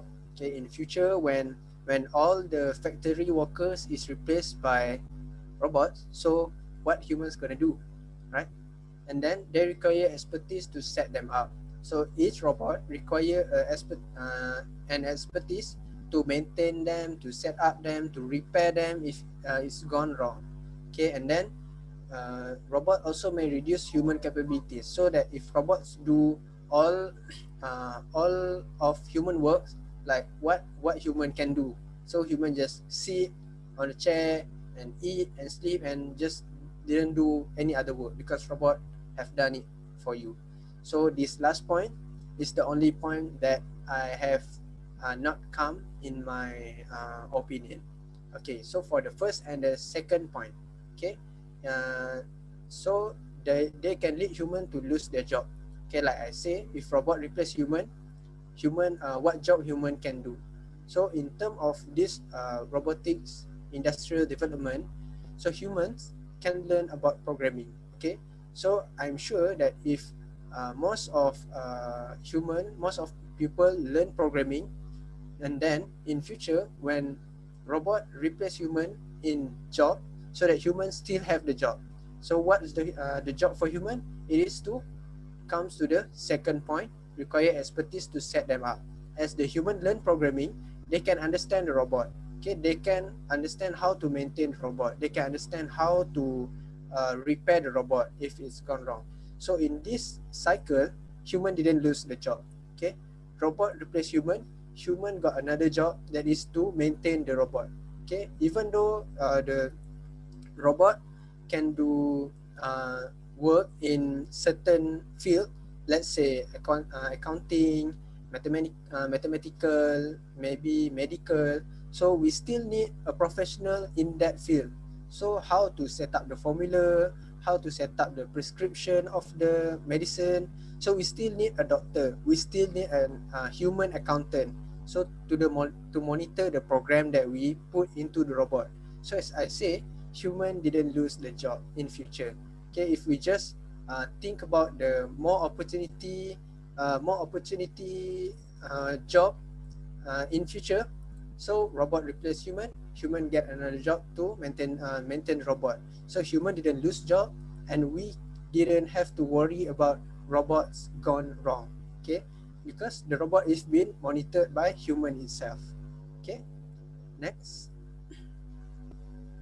Okay, so we've come to Q&A session. So I've opened to any question you may ask.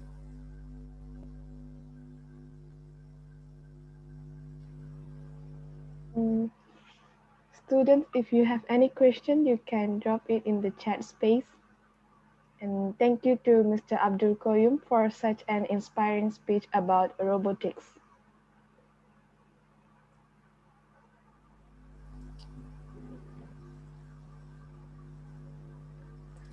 Okay, Here comes the moment we eagerly waiting for.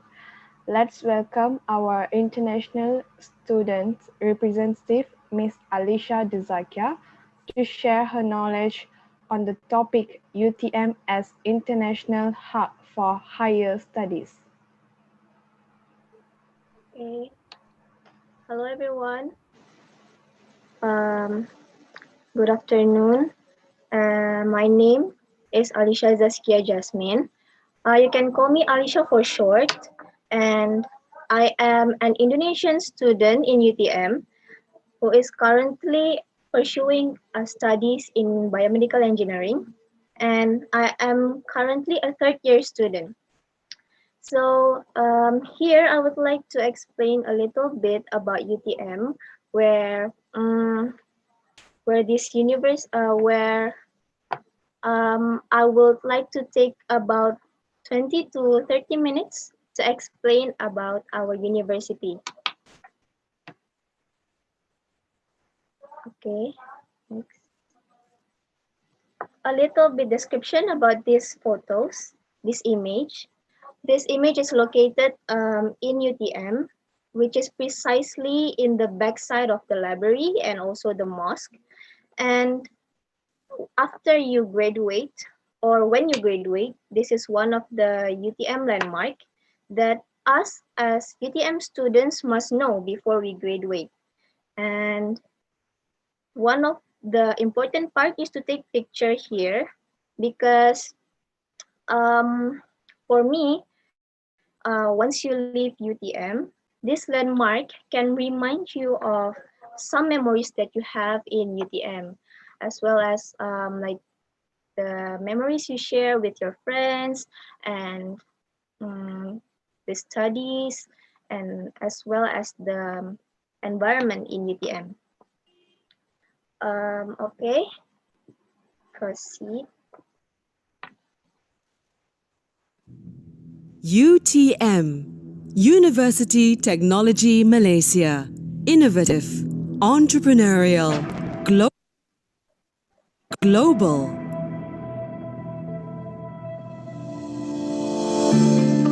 A global award-winning university in engineering and technology that coexists in the community to contribute to mankind.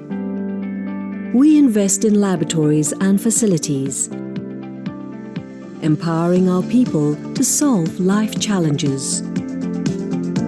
We nurture innovative minds through research and teaching because innovative minds drive competitive and innovative research culture.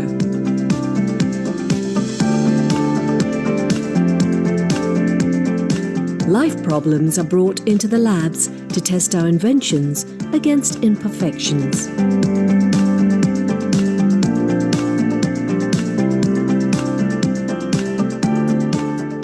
Our facilities enrich our students' life because conducive environment triggers creative minds.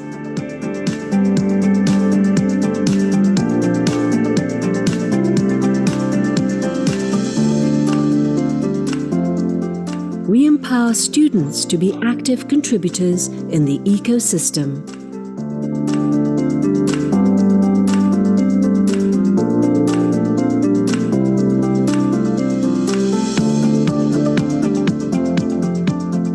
UTM embraces inclusivity and diversity. Together, making a difference, our entrepreneurial talents continue to improve the quality of life. We reach out to where it matters, the society. Treating water for consumption. Our research products and services have made a difference to many lives. We provide engineering solutions for sustainable development, and our engineering solutions uplift the quality of life and well-being.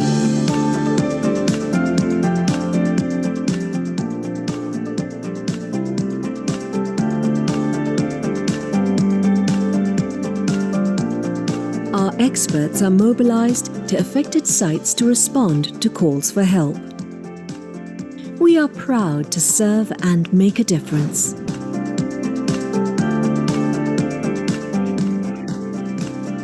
UTM strives with total commitment to attain excellence in science, technology and engineering for the well-being and prosperity of mankind. UTM, prospering lives.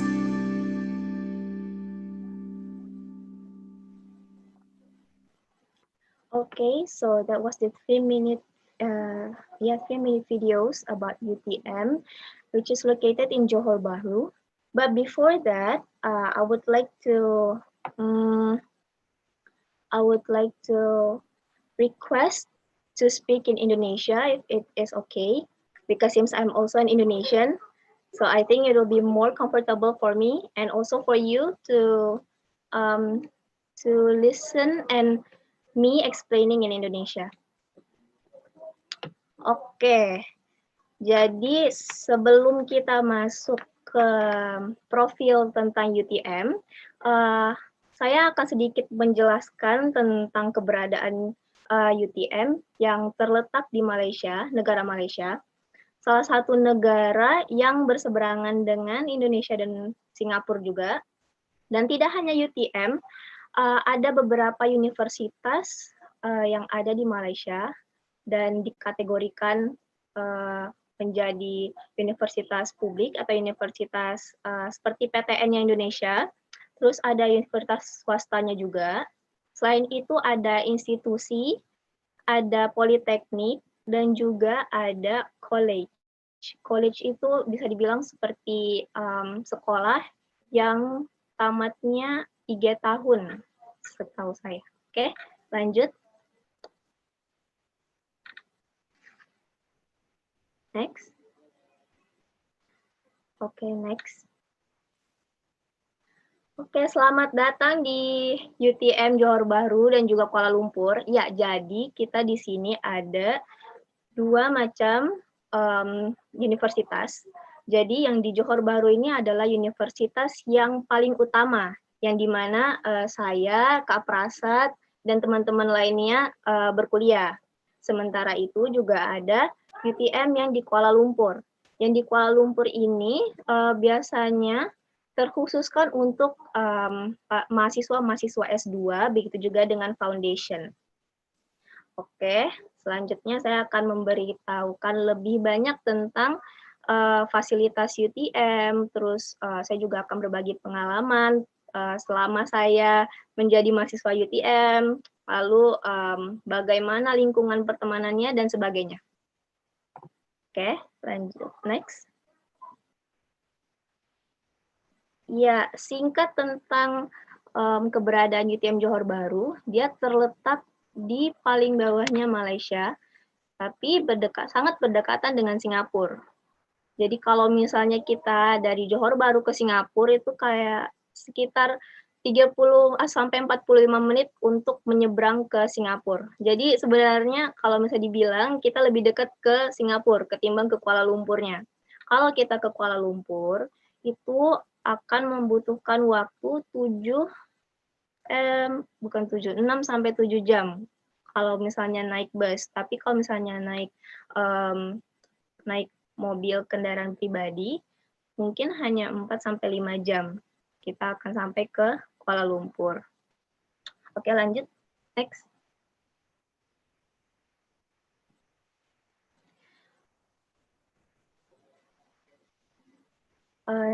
Can you go to the previous slides? Ya, kalau teman-teman curious, pengen tahu ada berapa besar sih UTM itu, ya bisa dibilang UTM itu ada luas sekitar 1.200 hektar. Menurut saya itu sangat gede ya, karena itu kayak semua fakultas itu ada di sana. Ada berbagai fakultas, tidak hanya fakultas engineering, ada fakultas social science juga, ada fakultas arsitektur, ada fakultas fakultas language juga ada di sana. Dan UTM Johor Bahru ini merupakan kampus yang cukup besar sih di kawasan Johor Bahru.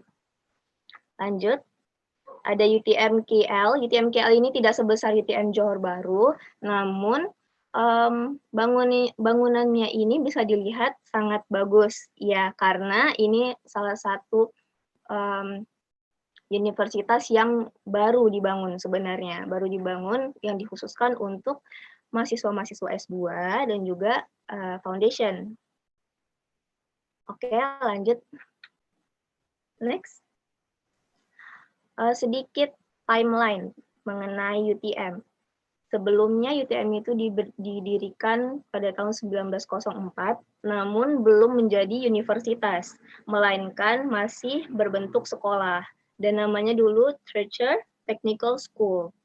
Lalu singkat cerita, pada tahun 1972 berdirilah status universitas tersebut, namun masih diberi nama National Institute of Technology.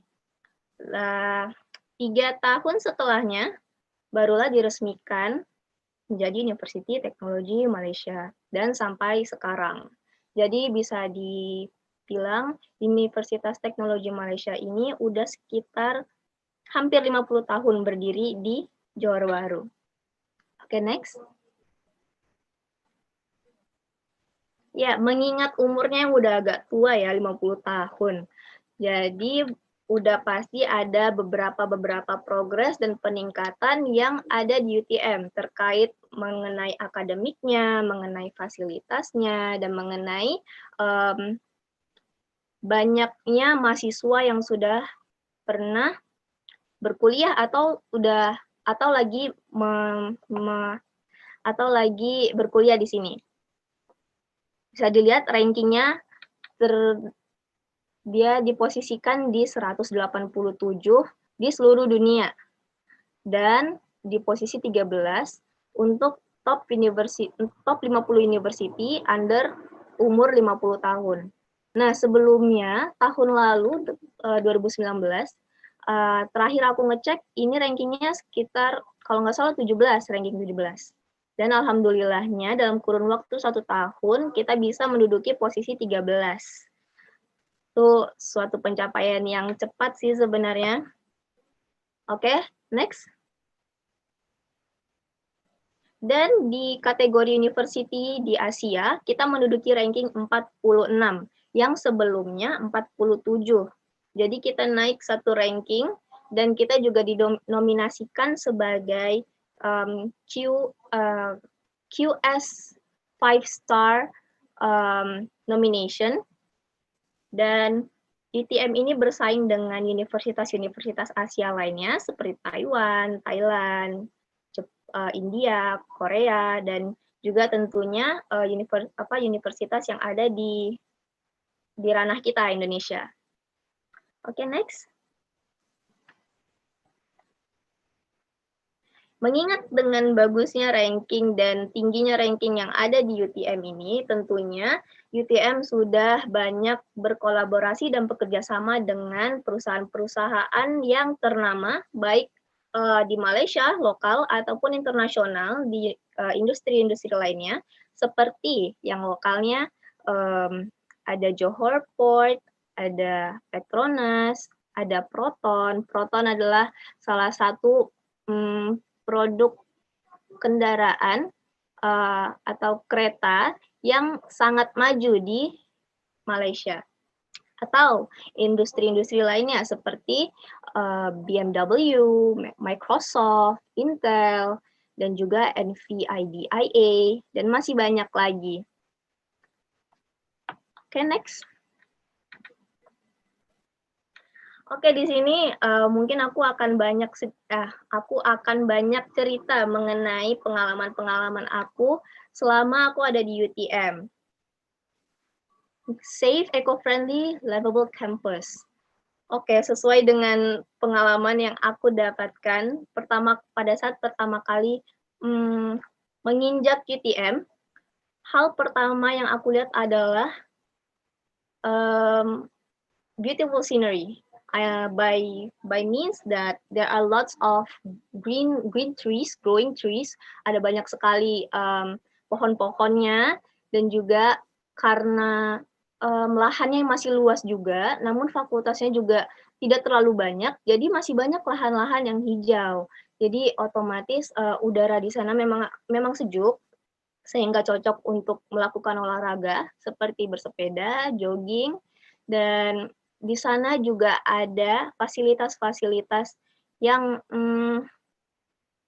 bisa memuaskan mata nih, seperti yang ada di foto paling atas kanan, itu namanya Balai Cerap, di mana kita bisa ngelihat semua gedung-gedung UTM, dan begitu juga dengan masjid yang tadi sebelumnya saya ceritakan. Lalu ada juga danau. Nah, di sini danau itu biasanya dipakai untuk ekstrakurikuler kayaking. Nah, terus juga ada horse, ada kuda-kudaan, ada main archery, terus ada pelatihan tembak-menembak. Namun setahu saya ini tuh dikhususkan untuk anak lokal. Kita sebagai anak internasional cuma bisa nonton. Oke, selanjutnya juga ada kafe-kafe di sana. Baru-baru ini juga dibikin kafe yang menurut aku bagus banget untuk ngopi buat sambil nugas juga, atau lagi sambil nangkring sama teman. Itu udah banyak sih perkembangan UTM sekarang. Oke, lanjut, next. Oke, selain fasilitas yang tadi saya sebutkan, beberapa fasilitas pendukung untuk mahasiswa selama berkuliah di sana, yaitu bank, CIMB Bank, itu udah ada langsung di kawasan UTM. Jadi kalau misalnya mau narik uang karena kurang, itu dekat banget, apalagi itu dekat dengan masjid dan juga perpustakaan. Selain itu juga ada post office, di mana kita bisa ngirim paket dan nerima paket. Bisa dari Indonesia juga bisa, kalau misalnya mama atau papa kalian mau ngirim paket juga bisa di sana. Lalu fasilitas lainnya ada bowling dan juga basketball.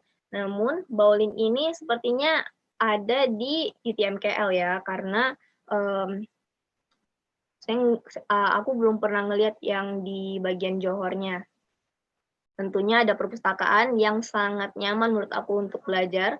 dan juga suasananya mendukung karena di sana pasti banyak juga teman-teman yang ingin belajar kan, dan juga fasilitas pendukung lainnya seperti advanced computer and then so on. Oke, next. Ini salah satu experience yang pernah dilalui beberapa anak UTM yang ada di Malaysia, yaitu Robotic Club, seperti tadi yang dijelaskan dengan Abang Koyum, Al Jazari Club, itu adalah salah satu innovation club yang bergerak di bidang robotik, dan dari situ kita bisa mengikuti beberapa kompetisi-kompetisi lokal maupun internasional. Dan ini menurut aku ini salah satu ajang untuk teman-teman yang menyukai robotik untuk mengeluarkan ide-ide dan kreativitasnya. Jadi kalaupun nanti ada teman-teman yang sekiranya mau masuk ke UTM, terus ingin lebih tahu banyak tentang robotik, bisa juga nanya-nanya ke Bang Koyum. Oke, next. Oke, ini seperti terpotong ya. Ini recreational facilities. Ada juga fasilitas-fasilitas untuk bermain seperti ada stadion untuk main bola. Kalau nggak salah terakhir kali kompetisi rugby itu diselenggarakan di stadionnya UTM Johor Bahru. Lalu ada juga ATV, ada juga badminton hall, terus dan masih banyak lagi fasilitas-fasilitas yang mendukung untuk melepas penat kalian setelah lelahnya belajar gitu. Oke, next. Dan juga terakhir ini adalah lab yang kita punya di UTM. Ini yang bakalan mendukung kalian untuk melakukan riset ataupun eksperimen-eksperimen lainnya. Dan di sini kalau tidak salah kita ada dua main lab. Di sana kita menyebutnya makmal. Nah, kalau misalnya di sini kan kita manggilnya laboratorium ya di Indonesia. Kalau di sana kita manggil makmal. Lanjut, next. Oke, selama kita ada di UTM, kita akan diwajibkan untuk asrama 1 tahun asrama. Dan di sini asramanya dipisah, of course, cewek dengan cowoknya. Dan ada banyak gedung, kalau tidak salah ada 10 asrama untuk cowok dan 10 asrama untuk cewek. Jadi gedungnya itu dibagi-bagi jadi satu asrama. Jadi dari 10 asrama ini terdiri dari lebih dari 5 gedung kalau nggak salah. Jadi bakalan menampung kapasitas banyak, jadi tidak perlu khawatir untuk tidak mendapatkan asrama di UTM. Okay, next. Salah satu program yang ditawarkan oleh UTM selain sarjana, master dan postgraduate, yaitu adalah UTM Global Outreach Program. Ini adalah program yang berkisar selama 3-6 bulan, di mana kalian akan diberikan kesempatan untuk pergi ke luar negeri, seperti Korea, apalagi di sini, seperti Korea dan Eropa yang bisa saya lihat di sini, untuk mengenal lebih banyak heritage mereka atau melakukan social works lainnya gitu. Dan menurut saya ini salah satu opportunity kalian juga untuk lebih banyak membuka koneksi dengan kawan-kawan yang baru. Dan juga untuk improve your language skills, of course. Okay, next. Ini mengenai asrama tadi ada 10, ya benar seperti yang tadi saya bilang ada 10 residence yang bisa menampung teman-teman selama di sana, 10 cewek dan 10 cowok. Lalu di sini juga ada campus in atau scholars in. Di sini biasanya dipakai untuk orang tua yang ingin berkunjung ke UTM. Jadi selama kalian di asrama itu of course tidak boleh ngebawa tamu ke dalam asrama. Jadi disediakan tempat nih scholars in untuk ditinggali. Selain itu juga ada KLG residences, KLG residences. Nah, KLG ini tuh asrama yang baru. Kalau tidak salah itu baru 2 tahun lalu itu dibikin dan diresmikan. Dan ini merupakan akomodasi yang bekerja sama dengan UTM. Jadi ini tidak langsung dibikin di UTM, jadi bekerja sama dan nge-provide banyak fasilitas yang mungkin lebih membadai dari yang di asrama. Oke, lanjut. Next. Alright, international community at UTM. Selain orang-orang Indonesia, siapa lagi Kak yang ada di sini? Ada banyak sekali mahasiswa-mahasiswa lain dari negara lainnya yang datang dan bersekolah di UTM. Tidak hanya full program, tapi ada juga mobility program atau yang disebut dengan pertukaran pelajar. Ya, pertukaran pelajar. Jadi teman-teman yang sejauh ini aku temui di UTM itu banyakkan dari Arab. Arabnya beda-beda ya, dari Yemen ada, dari Saudi Arabia ada, dari mana lagi ya? Dari Bahrain juga ada, gitu, ada banyak sekali. Begitu juga dengan orang India, Bangladesh, China, even Korea juga datang dan berbondong-bondong untuk belajar ke UTM. Jadi tidak hanya ngerasa bangga untuk sekolah di sini karena ada banyak teman-teman dari luar negeri, tapi di sini kita juga bisa belajar untuk meningkatkan bahasa kita, terutama pemakaian dalam bahasa Inggris ya. Jadi di sini kita dianjurkan untuk lebih banyak belajar bahasa Inggris, dan juga tidak hanya itu, karena kita karena berkuliah di UTM di Malaysia, tentunya kita juga diajarkan untuk belajar bahasa Melayu. Bahasa Melayu ini adalah bahasa yang bakalan sering kita temui, mau di tempat makan, mau di restoran, mau di tempat laundry, pokoknya di mana-mana kita bakalan ketemu sama yang bahasa Melayu. Dan tidak dipungkiri kalau teman-teman Melayu juga banyak yang friendly, they are tolerateful, dan juga mereka willing to help, terutama pada saat belajar. Mereka akan sangat terbuka sekali untuk membantu kita anak internasional untuk belajar bersama mereka. Oke, next.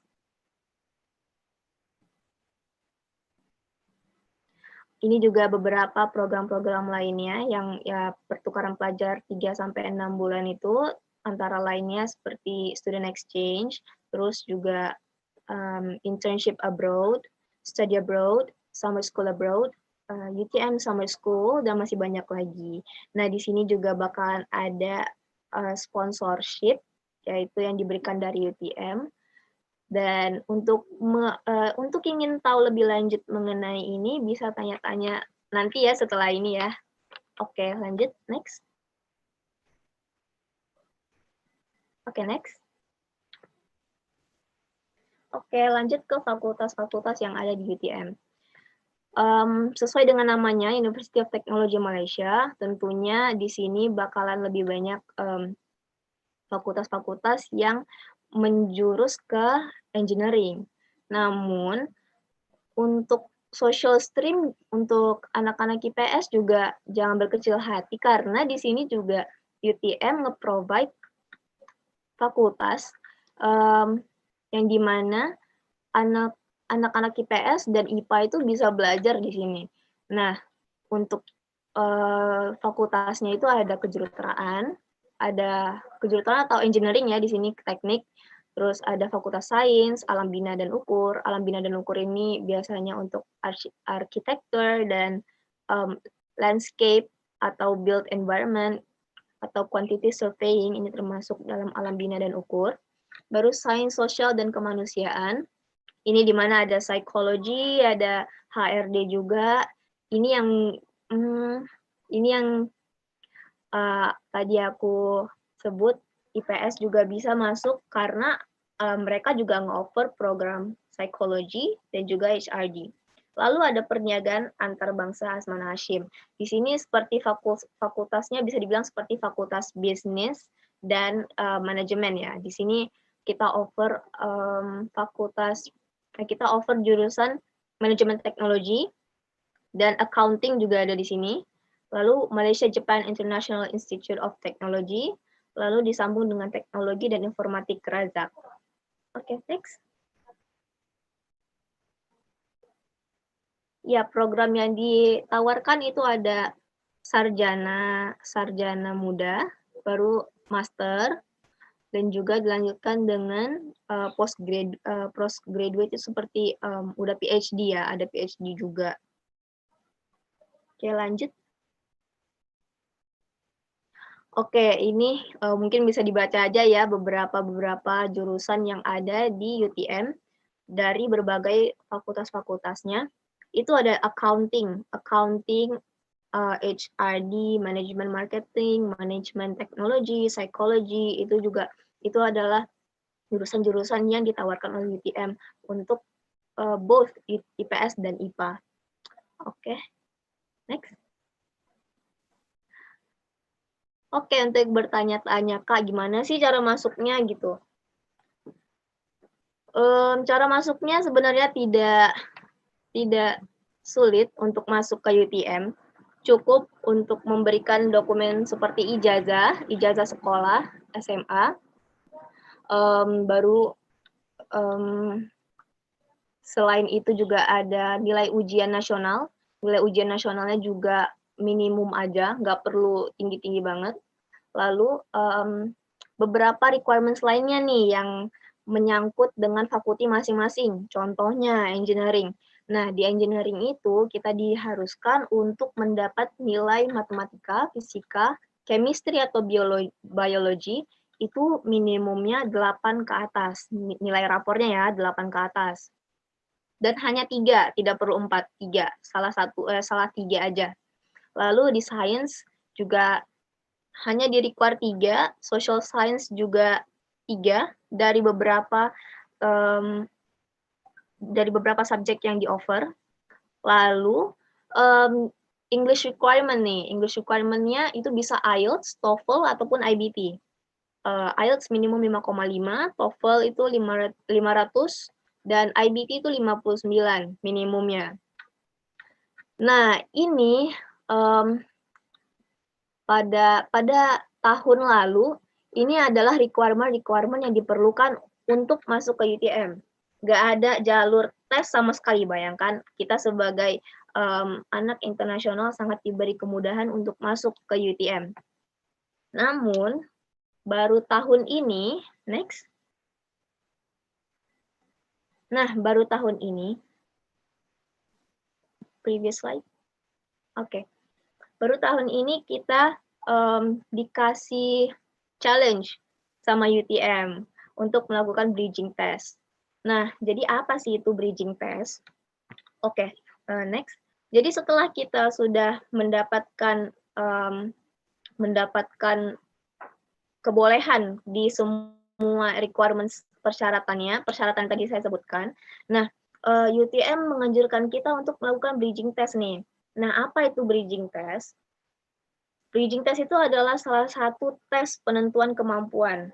Nah, penentuan kemampuan calon mahasiswa untuk menempuh semester 1 di jurusannya atau untuk mengikuti foundation program.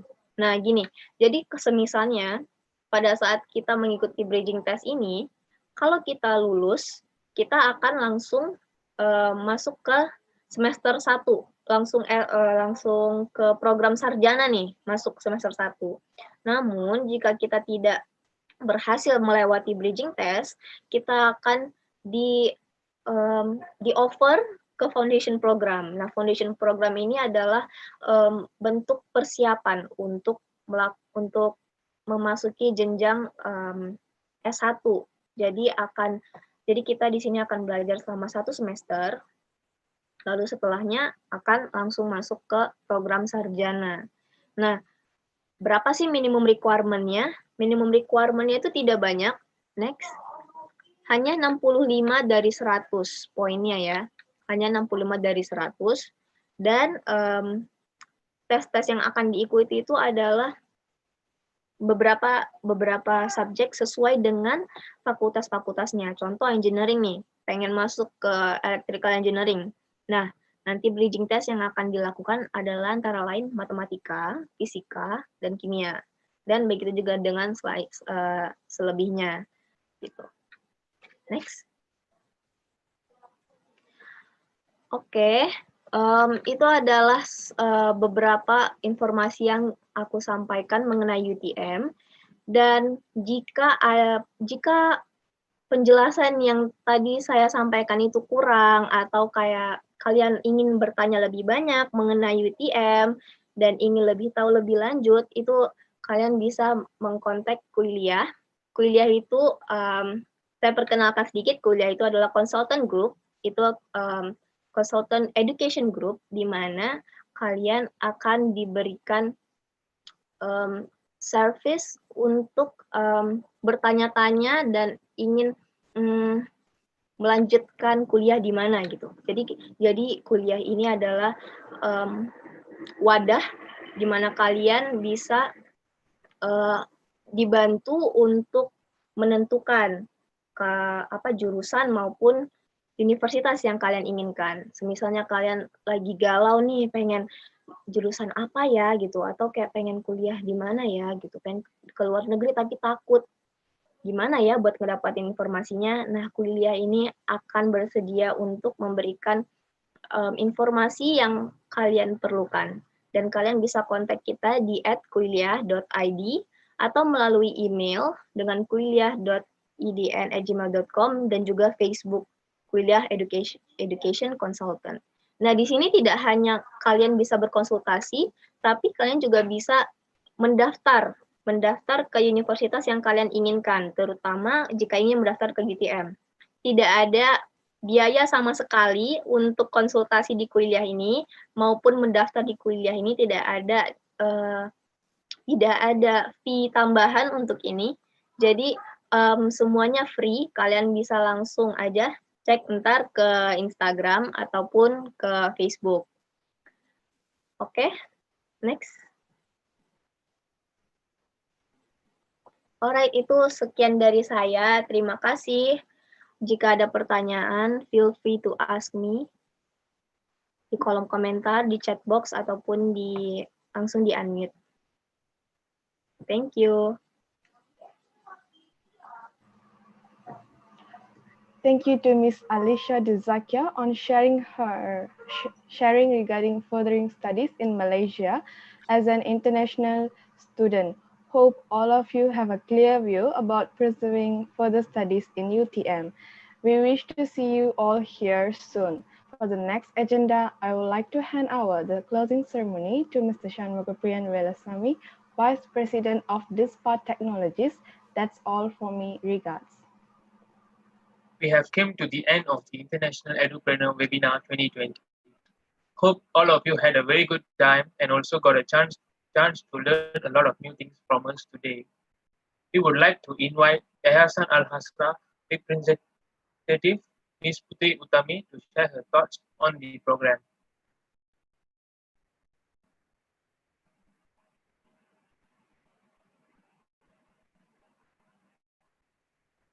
Okay. Terima kasih, thank you for Mr. Shan, Kak Shan. Alhamdulillah hari ini kita telah menyelesaikan webinar kita pertama dengan pembahasan entrepreneur during pandemic, lalu ada robotik, dan yang terakhir adalah bagaimana cara kuliah di UTM. Nah, saya selaku panitia dan koordinator, I am from Al Hasra say thank you for all the speakers today. Jazari Innovation Club, lalu ada UTM Internasional, Kak Alisa, and Kak Prasad. Bukan, itu nama timnya. Dan Kak Prasad dan timnya. I forgot the name of your team. I'm so sorry. And thank you for all the students who join our webinar today. Jadi the last is kalau masih ada pertanyaan, if you still have a question, you can contact all the speaker by Instagram or WhatsApp, or you can contact me to ask more about this. Maybe that's all from me. Thank you, Mr. Shan. Wassalamualaikum warahmatullahi wabarakatuh. Thank you, Ms. Putri, for her thoughts. Next, we would like to invite MISPA Technologies, Mr. Sri Prasad Sri Ganesan, Director of MISPA Technologies, to share his thoughts.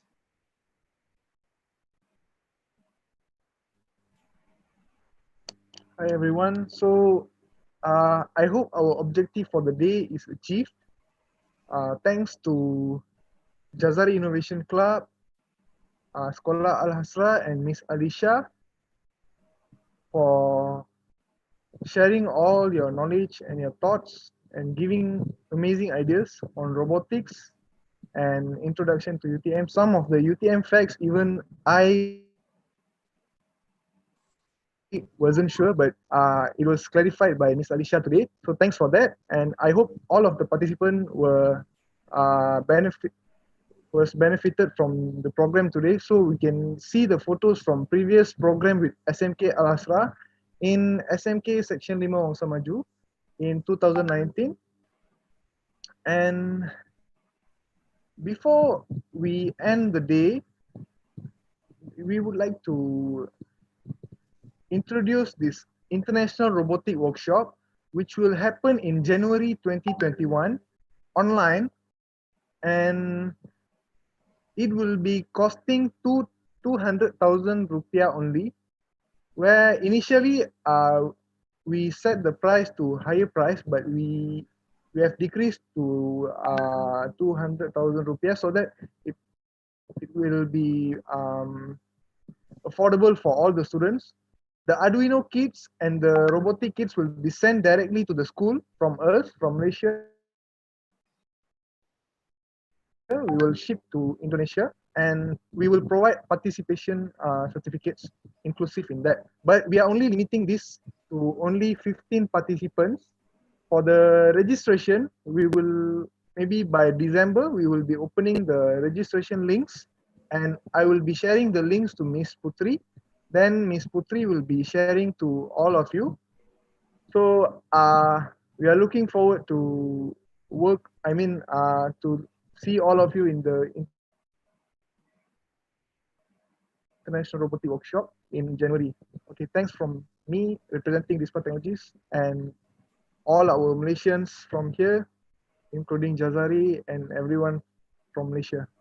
Thank you. Thank you to Mr. Sri Prasad for sharing his thoughts. Next, we would like to extend our sincere gratitude and appreciation for all the hard work and dedication provided by Yayasan Al Hasra, Miss Alicia Izaskia, Mr. Abdul Koyum from Jazari Innovation Club, and Mr. Sri Prasad, Director of MISPA Technologies. Without your cooperation, this webinar would not have been possible. That's all from us. Have a great day ahead. We hope to see you all again in the next MISPA Robotics Workshop. Till then, stay safe and take care. All participants are allowed to leave the meeting room. Thank you. And if you have any questions about business or about robotics, you can contact us at our IG page, MISPA 3D, or contact this number below. We would be always happy to help. Thank you. Yeah. Terima kasih Kak Syam. Alhamdulillah hari ini telah berakhir ya Nak. Tadi sedikit tambahan dari Ibu. Tadi kita akan mengadakan workshop robotik yang insya Allah akan diadakan pada bulan Januari. Tapi kapasitinya ini hanya untuk 15 orang. Tapi akan kita lihat apakah partisipannya banyak atau sedikitnya. Mungkin kalau partisipannya yang berminat banyak, kita akan bagi batch-nya. Bisa 2 batch atau 3 batch. Maybe, jadi nanti kita akan lihat. Dan baru dibuka akan bulan Desember. Terima kasih untuk siswa-siswi yang sudah hadir. Sekarang kalian boleh live. Dan see you in the second webinar.